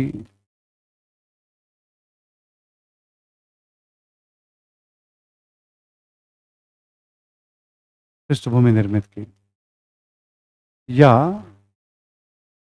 या द्वितीय विश्व युद्ध के जड़ों को, द्वितीय विश्व युद्ध के जड़ों को, द्वितीय विश्व युद्ध के रूट्स, जड़ों को, या बीज को, सीड्स को पेरिस शांति सम्मेलन में देख सकते हैं। ऐसे कहते हैं ना कि पेरिस शांति सम्मेलन में द्वितीय विश्व युद्ध की जड़ें निहित थीं, बीज निहित थे, पृष्ठभूमि निर्मित की चर्चा करें। कोई भी शब्द यूज कर देगा आपको उसको लेकर के। यहां हमने आपको बता ही दिया, यहां आलोचना वाले पहलू हैं। अभी आलोचना को और ठीक से पढ़ोगे तो लिखने का आत्मविश्वास काफी बेहतर हो जाएगा जब टॉपिक पढ़ोगे। एक और लिखना आप इसी में, पेरिस शांति सम्मेलन 20 वर्षों का युद्ध विराम था।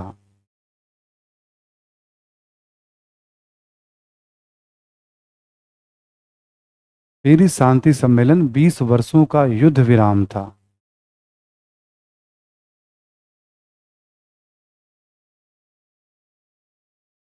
ठीक है, क्योंकि पेरिस शांति सम्मेलन में मूल समस्या का समाधान नहीं हो पाया।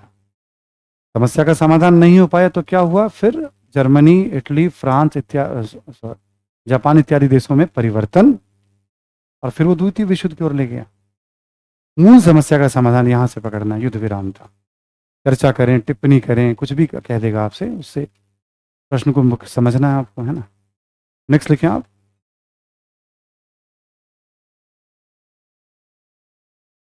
लिखें कि फासीवाद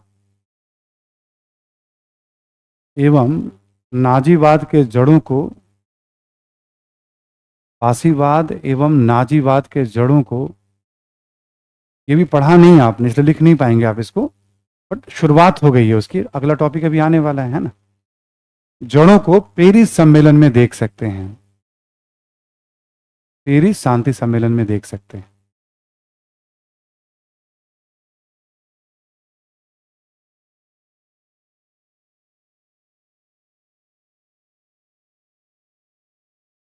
तो पेरिस शांति सम्मेलन पे बेस कुछ क्वेश्चंस की बात कर रहे हैं हम लोग। इसी में एक दो सवाल और लिखें आप।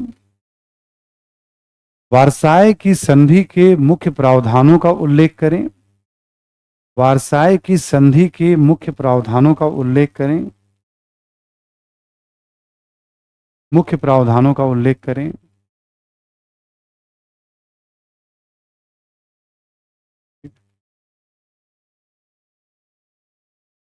ये किस तरह का सवाल हो सकता है?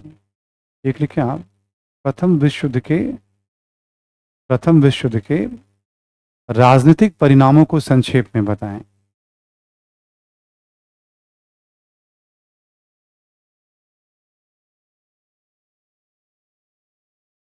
राजनीतिक परिणामों को संक्षेप में बताएं।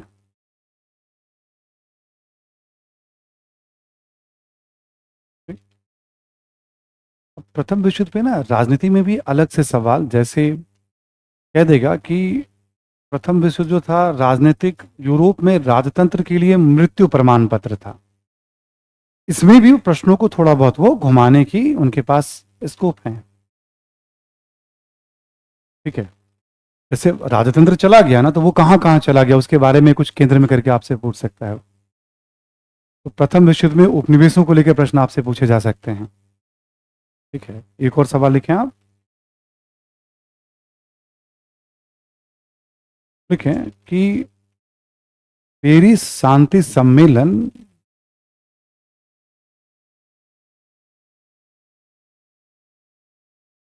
पेरिस शांति सम्मेलन में राष्ट्रीयता के सिद्धांतों को विशेष महत्व दिया गया।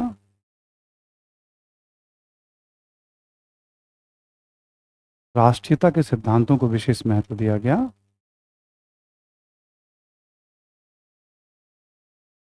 टिप्पणी करें।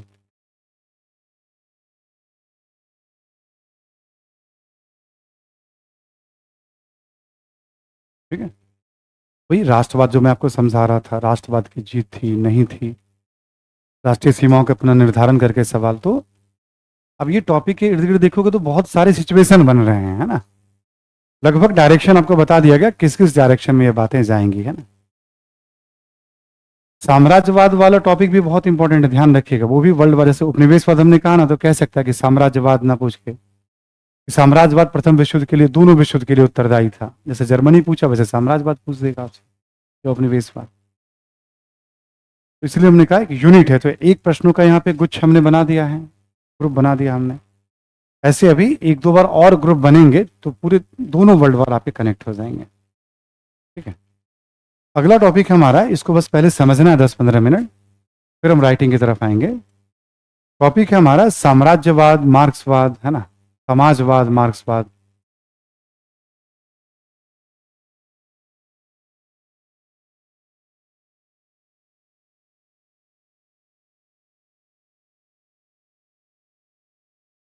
यूरोप की परिस्थितियों को थोड़ा ध्यान दें एक बार हम लोग, है ना, लिखने के पहले।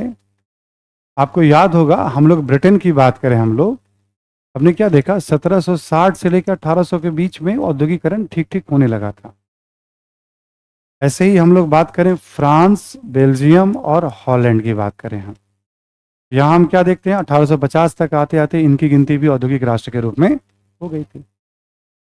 और हम जापान की बात करें, हम अमेरिका की बात करें, और जर्मनी और इटली, 1900 तक आते आते इनकी गिनती भी औद्योगिक राष्ट्र के रूप में। जहां जहां औद्योगिकरण हुआ वहां वहां हम क्या देखते हैं, शहरीकरण होगा, औद्योगिकरण, शहरीकरण होगा। शहरों में काम करने वाले कामगारों की संख्या बढ़ेगी, श्रमिकों की संख्या बढ़ेगी, कामगारों की संख्या बढ़ेगी शहरों में। पहले शहरों में इतनी आबादी नहीं थी, अब आबादी बढ़ गई, बड़ी संख्या में काम की तलाश में लोग आएंगे। क्योंकि ये निजी स्वामित्व में संचालित हो रहा है, तो बहुत बड़े लेवल पे आर्थिक असमानता दिखेगी आपको। छोटा सा कोई एरिया है, पता चला वहाँ हजारों की संख्या में, लाखों की संख्या में लोग रह रहे हैं, पटेहाल का जीवन जी रहे हैं, गरीबी का जीवन, न्यूनतम आवश्यकताओं के लिए संघर्ष कर रहे हैं। पहले शहरों में भी क्या था ना, कारीगर थे, घरों में काम करते थे पूरे परिवार के साथ, ये दशा नहीं थी उनकी। और एक एक जगह रह के भी काम करते तो अलग अलग बिखरे हुए भी थे। अब जहां कारखाने होंगे, आसपास रहने की जगह होगी, तो आपको हजारों की संख्या में एक साथ श्रमिक दिखेंगे आपको। पहले जो शहरी श्रमिक हैं और अब में बड़ा अंतर आ गया, नंबर्स का अंतर आएगा। उनकी आर्थिक स्थिति ज्यादा खराब है अब वालों की, पहले की तुलना में, ठीक है। तो अब गरीबी और बदहाली आपको शहरों में, तमाम औद्योगिक शहरों में दिखेंगे। देखो समाज के ही लोग हैं, परिवर्तन तो समाज के अंदर आ रहा है। बहुत से लोग जो होते हैं, जो दूसरों को तकलीफ में नहीं देख पाते, आप में से भी बहुत से लोग होंगे जो दूसरे को तकलीफ को नहीं देख पाएंगे। आपको तकलीफ लगने लगती है कि भाई ये तकलीफ में व्यक्ति। उनमें से ही बड़ी संख्या में पढ़े लिखे लोगों ने मजदूरों के हक में आवाज उठानी शुरू की। सामने से मान लीजिए बहुत सारे गरीब बच्चे, हम में से भी बहुत सारे स्ट्रगलर होते हैं, ऐसा नहीं होता है कि, बट एग्जाम्पल के तौर पे आप यहाँ पढ़ रहे हैं तो कुछ तो हिम्मत है या प्रिविलेज है, तभी आप यहाँ बैठे हुए हैं। सामने से चले जाएं, अभी बहुत सारे गरीब बच्चे मान लो, ठीक है, और हम सब पूरे निकले बाहर, हम सब की प्रतिक्रिया अलग अलग होगी। यदि वो कुछ मांगने आ जाए, हम सब खा रहे हैं, हम सब की प्रतिक्रिया हम में भी कुछ अलग अलग होगी। कुछ हो सकता है कि अपना खाना उनसे शेयर कर ले, दे दे, वो भूखे भी रह जाएं, ऐसा भी हो सकता है हमें। कुछ हो सकता है, आप देखेंगे आप, उनसे नज़र छिपा के भी खाना शुरू, वे उनको देख नहीं पाएंगे, यानी अंदर कुछ बात है। कुछ को देखेंगे बहुत तेजी से वो डांटना शुरू। हमें सबकी प्रतिक्रिया अलग अलग होगी। तो अपना त्याग दिया, दे रहा है, ये सब समाजवादी हैं, ठीक है, अंदर से समाजवादी हैं ना। जो डांट के भगा रहा है, ठीक है, ठीक है, समझ लो आप।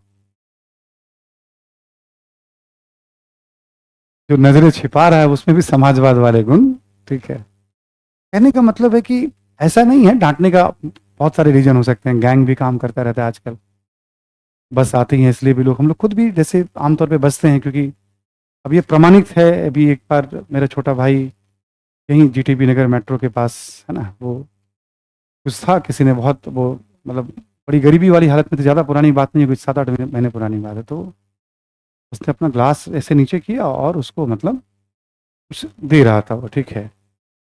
तब तक एक ने एक्टिंग किया कि नहीं मैं भाई तुम्हारे कार से मेरा दब गया है, दूसरी तरफ से आकर के दूसरी तरफ का शीशा खोला, तो इधर से हंगामा शुरू हुआ। उसने इधर से बात ही कर रहा था, तब तक उसके पर्स और मोबाइल वहां से गायब हो गए दूसरी तरफ से, ठीक है। फिर संपर्क के नंबर तो 2-4 घर वाले याद, फिर संपर्क साधा, ऐसी ऐसी बात। हमने कहा ठीक है, एक रिपोर्ट करवा दो आप, नया नंबर ले लो, बाकी कार्ड वार्ड जो भी है उसको ब्लॉक करने का प्रोसेस कर दो। मतलब कर दिया हम लोगों ने मिलकर, और एक सबक हो गया, ठीक है।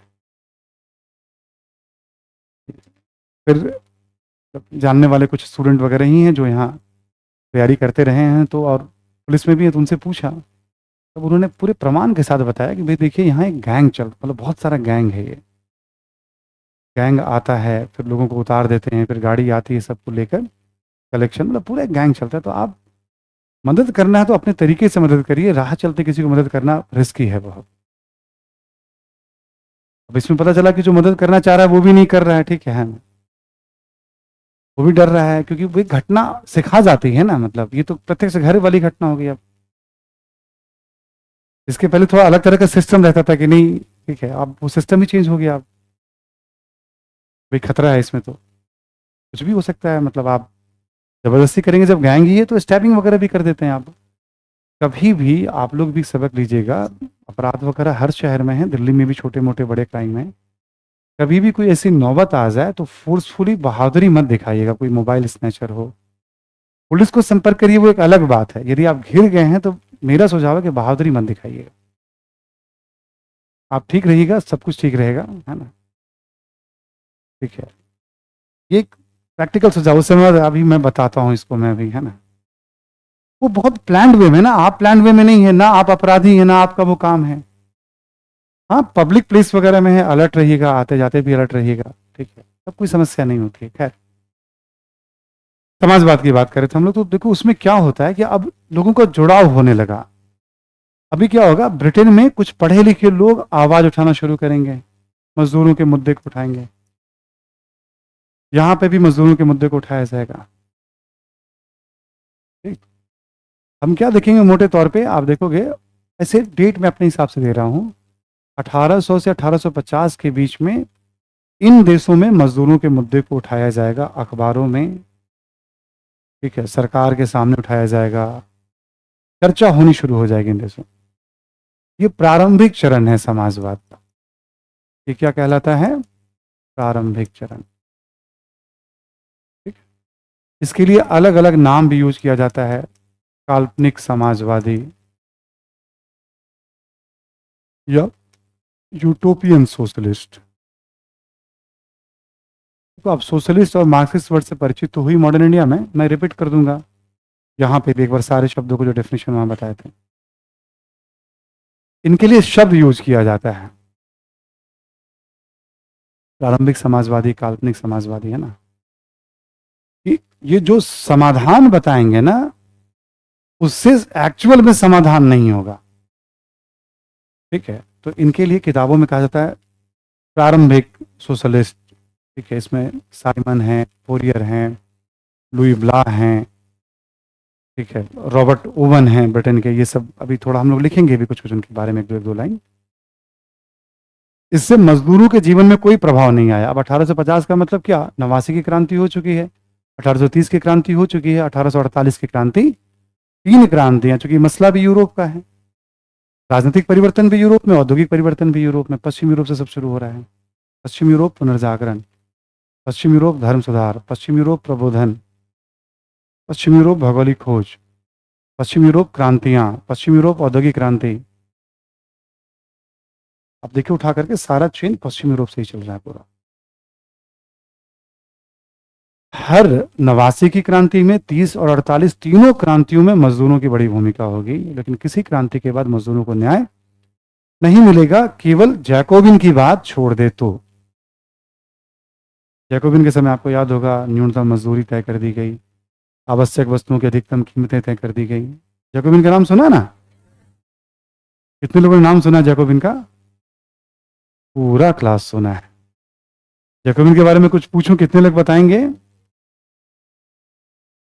ये तो मैं टेस्ट करता रहता हूँ, ठीक है ना। लिखने के लिए कहूं जैकोबिन के बारे में कुछ भी, जैकोबिन के काल के बारे में, कितने लोग तैयार होंगे?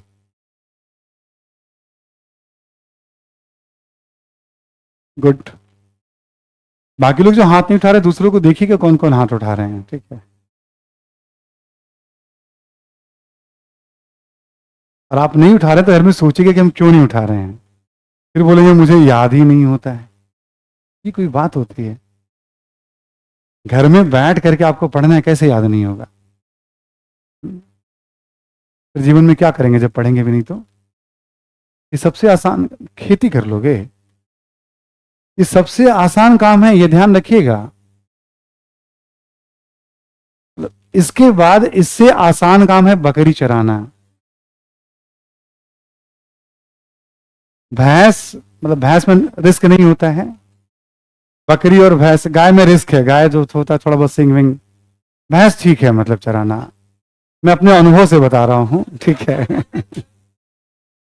घर वाले हमेशा कहते थे नहीं पढ़ोगे तो भैंस चराओगे तुम, कि मेरी माँ हमेशा, मतलब ठीक है कि भाई तुम पढ़ लो नहीं तो फिर भैंस चढ़ाओगे, ठीक है। तो मैं हमेशा कहता था मैं भैंस चराऊंगा, मुझे पसंद है, लेकिन पढ़ना, वो उस दौर की बात है जब नहीं पढ़ना चाहते थे। तो फिर जब एक बार पढ़ना शुरू किया तब तो फिर अब किताब छूटती ही नहीं है अब, है ना। ध्यान रखिएगा, इससे आसान काम बस एक ही बच गया है, खेती नहीं हो पाएगी, ध्यान रखिएगा। जो कलम पकड़ लेता है उसको कोदाल पकड़ने में बड़ी समस्या होती है, हमने देखा है। गार्डनिंग कर पाएंगे आप थोड़ा बहुत, है ना। चलिए, ये पहला पॉइंट हो गया आपका, ये काल्पनिक समाजवादी। अब मजदूरों की समस्या का समाधान तो नहीं हुआ, 30 के बाद 48 के बाद कुछ भी सॉल्यूशन नहीं हुआ, न इनकी बातों का सरकार पे कोई प्रभाव पड़ रहा था।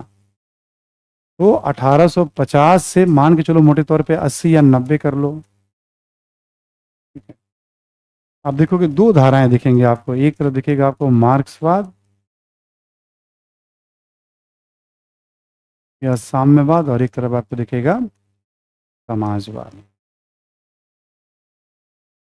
48 में कार्ल मार्क्स क्या बोलेगा, अपनी किताब लेकर के आएगा कम्युनिस्ट मैनिफेस्टो, बोलेगा कि आप देखिए 3 क्रांतियां हो गई हैं, अब तक मजदूरों को न्याय नहीं मिलेगा, और अपने सुधारकों को भी, समाजवादियों को, आप लोगों को ऐसे न्याय नहीं मिलने वाला, मैं बताता हूं न्याय कैसे मिलेगा।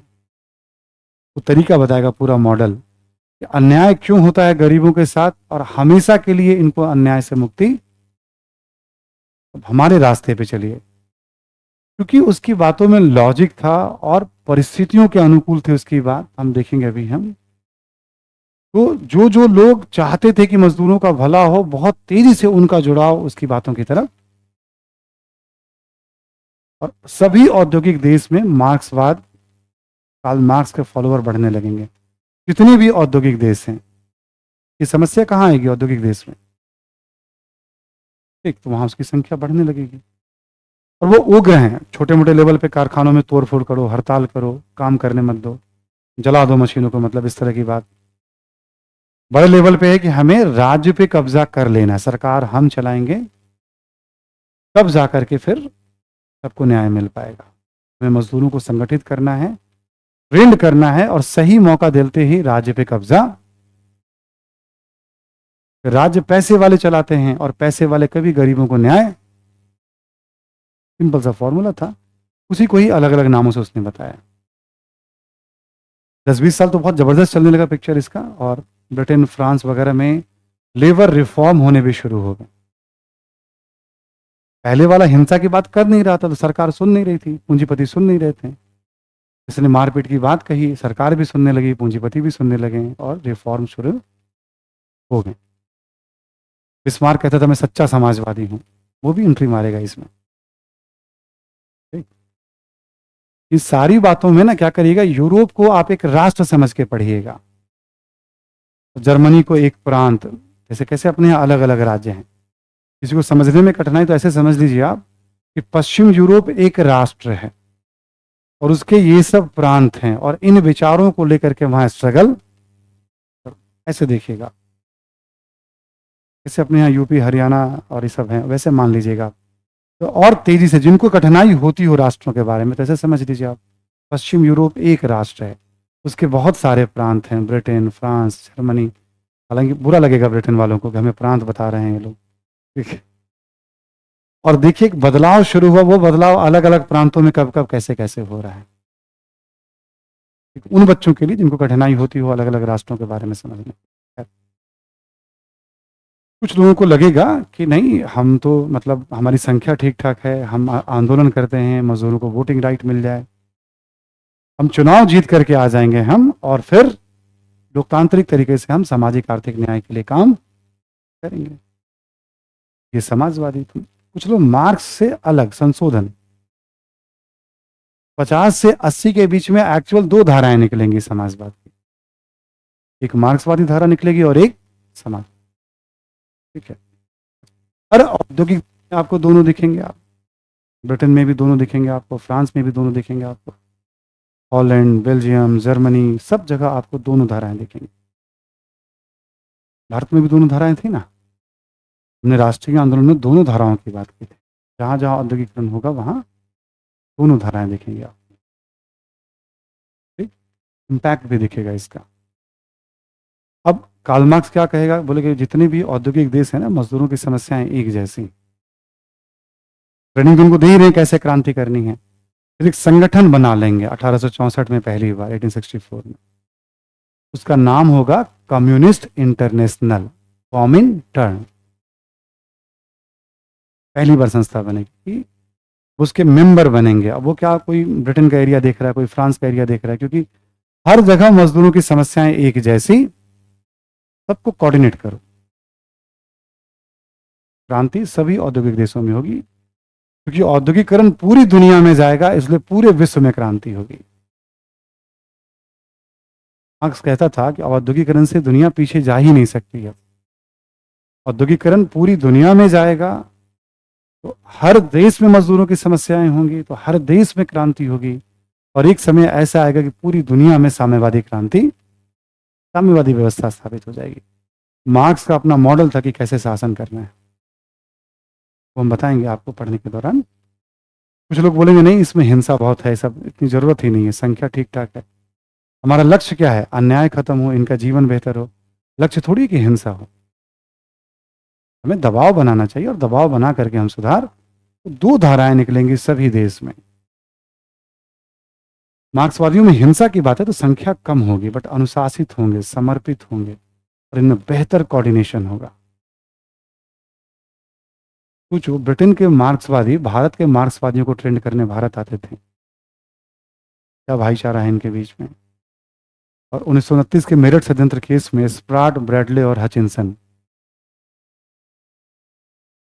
29 के मेरठ षड्यंत्र केस में स्प्राट, ब्रैडले और हचिनसन, ये तीन नाम आपने ऑब्जेक्टिव वाले हिसाब से पढ़ा होगा, तो ये हो गया। इसके बाद मार्क्स की मृत्यु हो जाएगी 1883 में। हर देश में ये दोनों धाराएं सक्रिय होंगी। मार्क्स की बहुत सारी भविष्यवाणी थी जो उस समय एकदम सच हो रही थी। पूंजीवादी देश गलती करेंगे, ये मुनाफा के लिए काम करते हैं, इनको मजदूरों का ध्यान रखना चाहिए, तभी इनकी व्यवस्था चल पाएगी। ये सब मुनाफा अपने पास रख लेंगे, मजदूरों को कम पैसा देंगे। एक समय ऐसा आएगा कि मास तो मजदूर है ना, तो उनकी क्रय शक्ति होगी नहीं, तो खरीदेगा कौन। ये मंदी के उसमें आ जाएंगे, और जब बड़ी मंदी आएगी तो इनका विकेट निकाल लेंगे हम लोग। मार्क्स कहते थे कि जब महामंदी, बड़ी मंदी आएगी तो क्रांतियां तो होंगी ही होंगी। तो पूंजीपतियों को समझ ही नहीं है कि वो बांटा करे मजदूरों में। ये जो आप देखते हैं आजकल डायरेक्ट पैसा ट्रांसफर होता है, ये बेसिकली समाजवादी मॉडल है। पैसे वालों से पैसा ले करके ट्रांसफर जो किया जा रहा है, ये सभी व्यवस्था चलती है ऐसे। विचार के स्तर पे देखोगे तो आप देखिए, समाजवादी मॉडल है। ये दूसरा हो गया आपका 1880 से 1917, ठीक है। अब स्ट्रगल चल रहा है औद्योगिक देशों में, ठीक? इस समय उपनिवेशों में भी औद्योगिकरण शुरू हो गया है। जैसे भारत का एग्जांपल ले लीजिए आप, 1900 तक आते आते भारत में भी 100-200 कारखाने दिखेंगे आपको कपड़ों के, 10-20 खाने दिखेंगे आपको कोयले की, जूट के कारखाने दिखेंगे आपको, मतलब संख्या काफी है। अभी भी यही दो धाराएं चल रही है, मार्क्सवाद और समाजवाद। एक तरफ मार्क्सवादी क्या करेंगे, वर्ल्ड वार को अपॉर्चुनिटी मान के क्रांति के लिए सक्रिय हो जाएंगे वो। समाजवादियों से उम्मीद थी, समाजवादी क्या करेंगे, राष्ट्रवाद की हवा में बह जाएंगे, अपने अपने सरकारों को समर्थन। मार्क्सवादी बोलेंगे सब ढोंगी है। ब्रिटेन के समाजवादी अपने सरकार के साथ, जर्मनी का अपने सरकार के साथ, समाजवादी सरकारों के साथ हो चलेंगे। मार्क्सवादी बोलेंगे सब फर्जी है, ढोंगी है, क्रांति तो हम ही करेंगे। ठीक है, यूरोपीय देश में देखेंगे आप, जो नया फैजल है वो मार्क्स है, नया फैजल है कि भैया अब हम न्याय देंगे हम।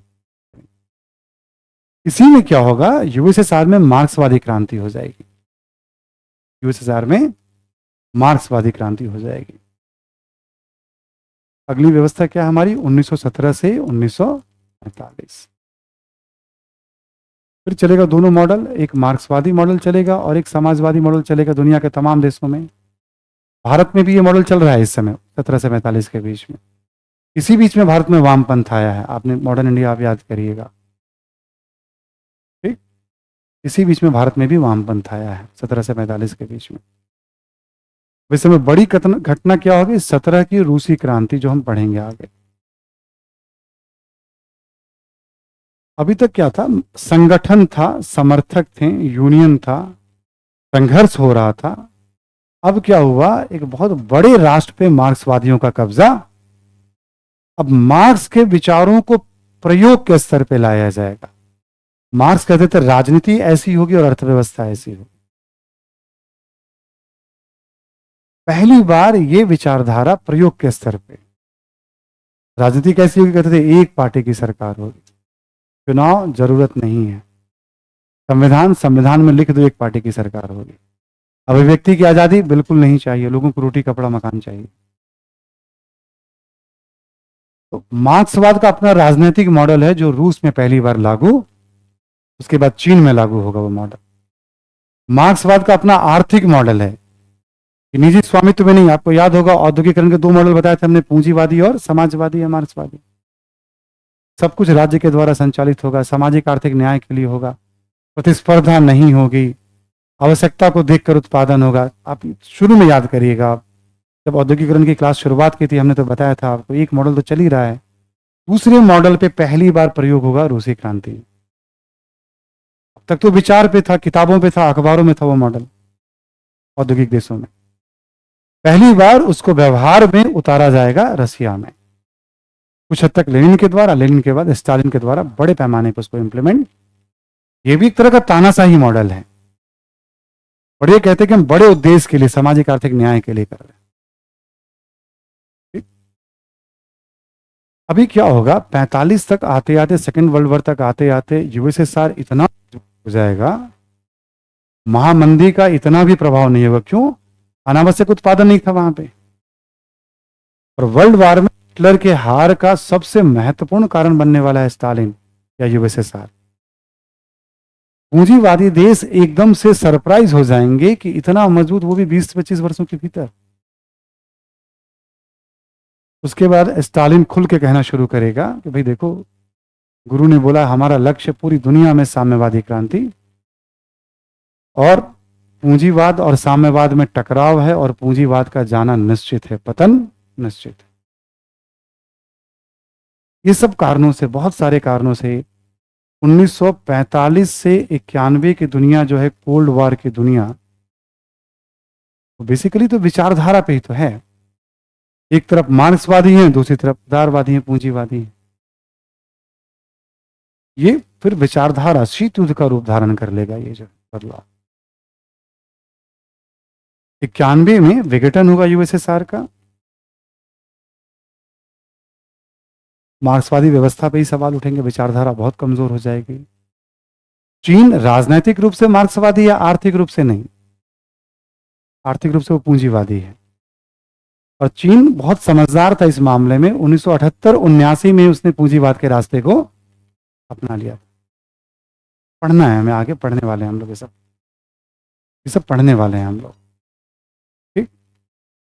तो 91 के बाद हम क्या देखेंगे, हम मार्क्सवाद, पूरी दुनिया से मार्क्सवाद का महल भर भरा कर गिर जाएगा। क्यों, क्या कमजोरी थी गिरने का, बहुत तेजी से गिरेगा। चाइना का मॉडल अभी भी चल रहा है राजनीतिक रूप से, आर्थिक रूप से तो पूंजीवादी है वो। राजनीतिक रूप से अभी भी एक पार्टी की सरकार, अभिव्यक्ति की आज़ादी नहीं, वो सब मॉडल चल रहे हैं। कुल मिलाकर हम क्या देखेंगे 91 के बाद, तो इस पूरी अवधि में क्या होगा, जब सफलता मिलेगी ना मार्क्सवादियों को, तो उनको लगेगा कि हमारा मॉडल हित जा रहा है दुनिया पे, हम हमारी व्यवस्था चलेगी। पूंजीवादी क्या करेंगे, मार्क्सवाद की अच्छी अच्छी चीजों को सीख लेंगे, गरीबों को कैसे न्याय देना है, कैसे पैसा बांटना है।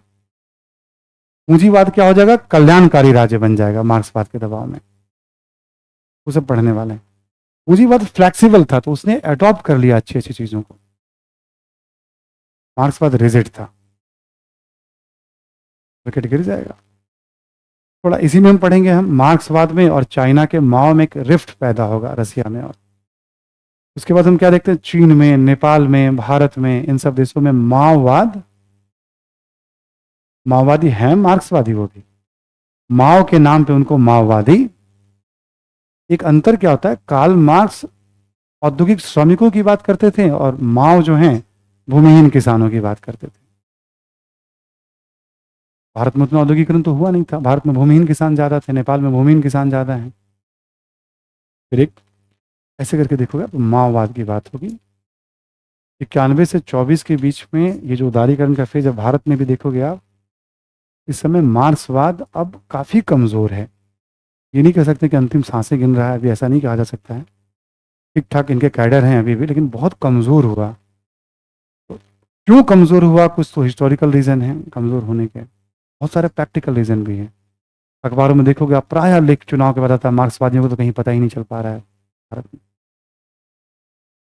ठीक है, ऐसे करके कहानी भारत या दुनिया में भी जुड़ जाती है। समझने के लिए इसको ना ऐसे देखा जाता है, step by step, step by step. सारा पढ़ेंगे हम, एक साथ नहीं पढ़ने वाले, टुकड़ों में पढ़ने वाले हैं इसको। ठीक। तो हमने एक छोटा सा परिचय आपको समाजवाद, मार्क्सवाद के कैसे देखा जाता है। ठीक है, कहते थे ना आपको, राजतंत्र के बाद यूरोप में पहला मॉडल आया लोकतंत्र का और पूंजीवाद का। जब उस मॉडल में सामाजिक आर्थिक न्याय नहीं मिल पाया ठीक ठाक लोगों को, तो उसका विकल्प बन के आया मार्क्सवाद, समाजवाद, हमारी रास्ते पे चलो न्याय मिल जाएगा। अब कौन सा मॉडल बेहतर है, पूंजीवाद मतलब लोकतंत्र और पूंजीवाद का मॉडल बेहतर है, या फिर मार्क्सवाद का, दोनों में टकराव चलेगा। 17 के बाद ये टकराव बढ़ता चला जाएगा 91 तक।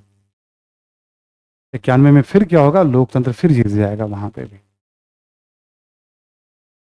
मार्क्सवाद कमजोर पड़ जाएगा और लोकतंत्र की जीत होगी। पूरी दुनिया में आज लोकतांत्रिक व्यवस्था। तो पढ़ते पढ़ते हम बस केवल इसी पे ध्यान देंगे, कहानी कहां से शुरू हुई, बाद में लोकतंत्र कैसे आया, फिर लोकतंत्र को चुनौती समाजवाद, मार्क्सवाद ने दिया, बट दे नहीं पाया ठीक से चुनौती। फाइनली दुनिया में लोकतंत्र का ही परचम। सारे टॉपिक इसी पे फोकस है जितना भी हम पढ़ रहे हैं।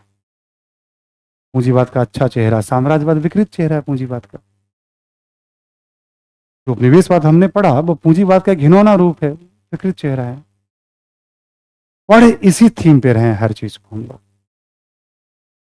ठीक। जब एंड होगा तो आप देखोगे, अच्छा कुल मिला के हमने 4 बातें सीखी। उन्हीं 4-5 बातों में पूरा टॉपिक यहां से वहां और आज की दुनिया तक हम लोग चले आएंगे। ये जस्ट समझा दिया आपको कि कभी ऐसे भी देखना है, कभी एक आधा बार जब पढ़ लेंगे पूरा, आप रिकॉर्डिंग वगैरह कभी देखिएगा कैसे कैसे बताया आपको, तो खूब अच्छे से समझ में आएगा आपको। और अब आप लिखें, आप जरा, हम लोग को पढ़ना है सिलेबस में समाजवाद और साम्यवाद, है ना। पहले हम लोग फिर एक बार कुछ टर्म लिख लेते हैं, समाजवाद। पहले कुछ टर्म फिर से दोबारा से रीडिफाइन कर लेते हैं इसको हम। लिखें आप, लिखें औद्योगिक श्रमिकों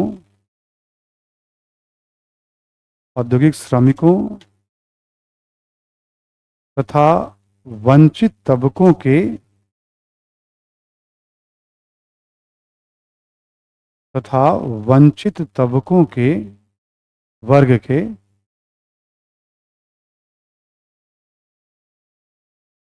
या वंचित तबकों को लोकतांत्रिक तरीके से सामाजिक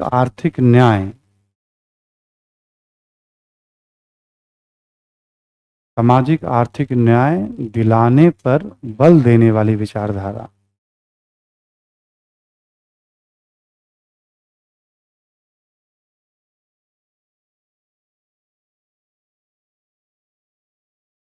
सामाजिक आर्थिक न्याय दिलाने पर बल देने वाली विचारधारा।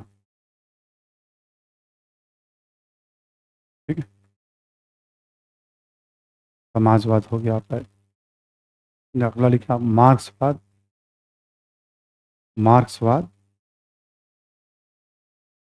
ठीक है, आप Karl Marx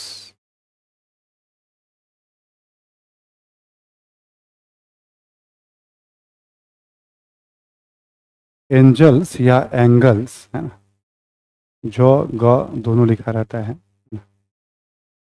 Karl Marx angles विचारधारा के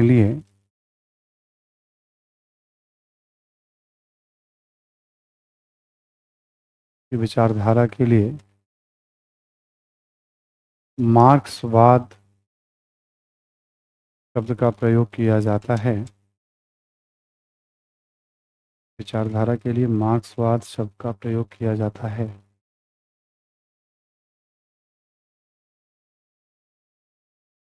ठीक है, ठीक है। मार्क्स भी एक समाजवादी विचारक हैं। कार्ल मार्क्स भी एक समाजवादी विचारक है।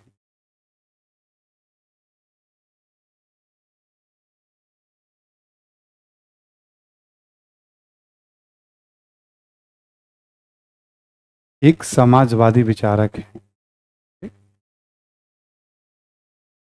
लिखें आप इसमें कि मार्क्स मार्क्स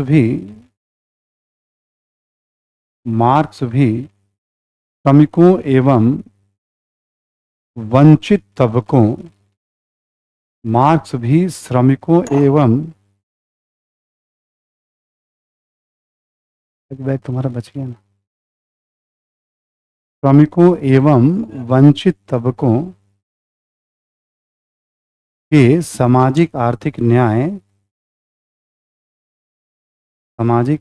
न्याय पर बल देते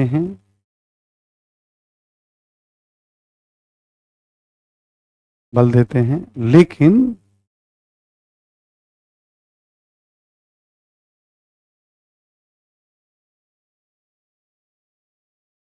क्या हुआ था, इतनी तेज कुछ तो गिर गया। बल देते हैं, लेकिन मार्क्स आक्रामक या हिंसात्मक तरीके से इस लक्ष्य को प्राप्त करने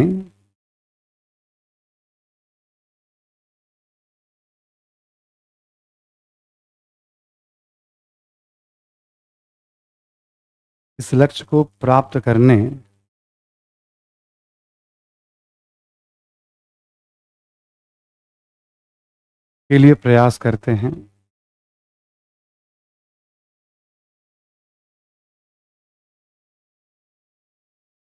इस लक्ष्य को प्राप्त करने के लिए प्रयास करते हैं। ठीक दिया आपने, है ना। तो मार्क्स ये सेम चीज है, बस उनका तरीका क्या है, वो हिंसा की बात करते हैं। ठीक है, वो हिंसा की बात करते हैं। अगला पॉइंट लिखें आप, नेक्स्ट पॉइंट इसी में लिखिएगा, मार्क्सवाद में ही लिखिए। मार्क्सवाद का लक्ष्य है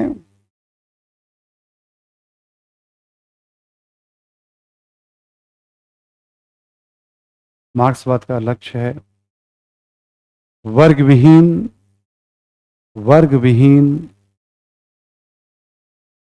राज्य विहीन ठीक है, वर्ग विहीन राज्य विहीन एवं धर्म विहीन समाज की स्थापना। धर्म विहीन समाज की स्थापना।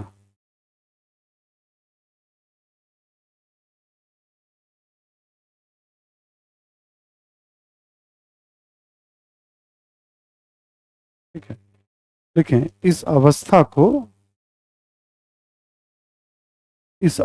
को मार्क्स ने साम्यवाद कहा है।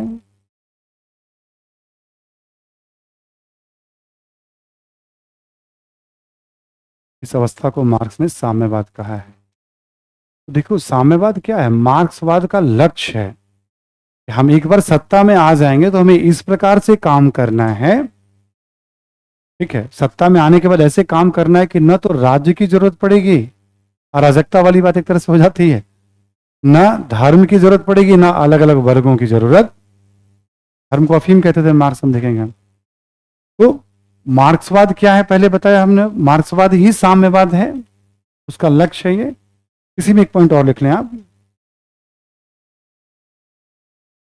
ठीक है, क्योंकि मार्क्स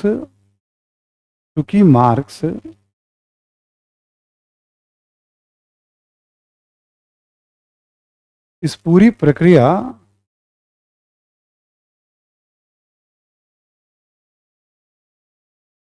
प्रक्रिया को तर्कों और प्रमाणों से पुष्ट करते हैं, साक्ष्यों से पुष्ट करते हैं।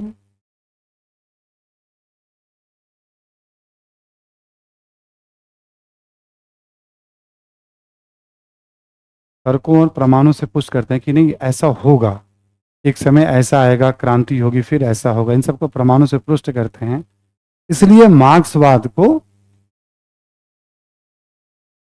मार्क्सवाद को वैज्ञानिक समाजवाद भी कहा जाता है।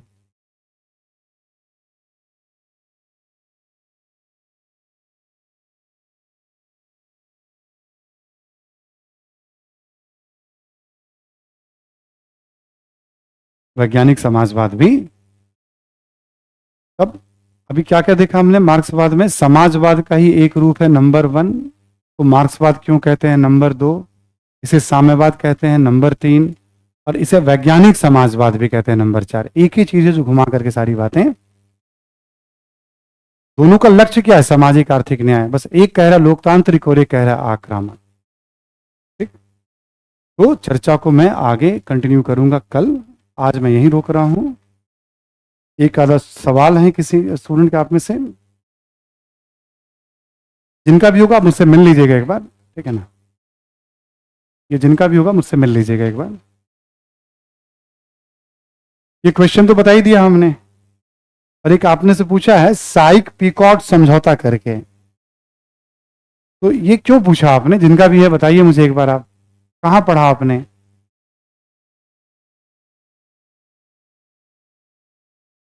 तो आप जहां पढ़ा आपने ठीक पढ़ा, उसको पढ़ लीजिए वहीं से। फिर आप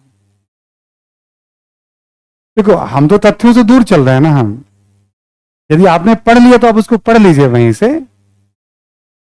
ये ब्रिटेन और फ्रांस के बीच में क्या एग्रीमेंट था, है ना? तो आप जहां पढ़ा आप वहीं से पढ़ लीजिएगा उसको। जब इतना खोज के लाए हैं तो आपको ये भी पता होगा आपने कहां से पढ़ा और क्यों पढ़ा है। ठीक है, ये सब पुराने क्लास वाले अवशेष तो नहीं है ना, मतलब है कि वही है ये भी? हाँ यार, मतलब मुझे तो कभी कभी लगता है ना टीचर को ट्रेनिंग की जरूरत है कि उसे क्या पढ़ाना चाहिए, ठीक है ना, बच्चों को नहीं। मुझे कभी कभी लगता है टीचर को ट्रेनिंग की जरूरत है कि उसे क्या पढ़ाना चाहिए और क्या नहीं पढ़ाना चाहिए। ठीक है, चलिए, थैंक यू एवरीवन।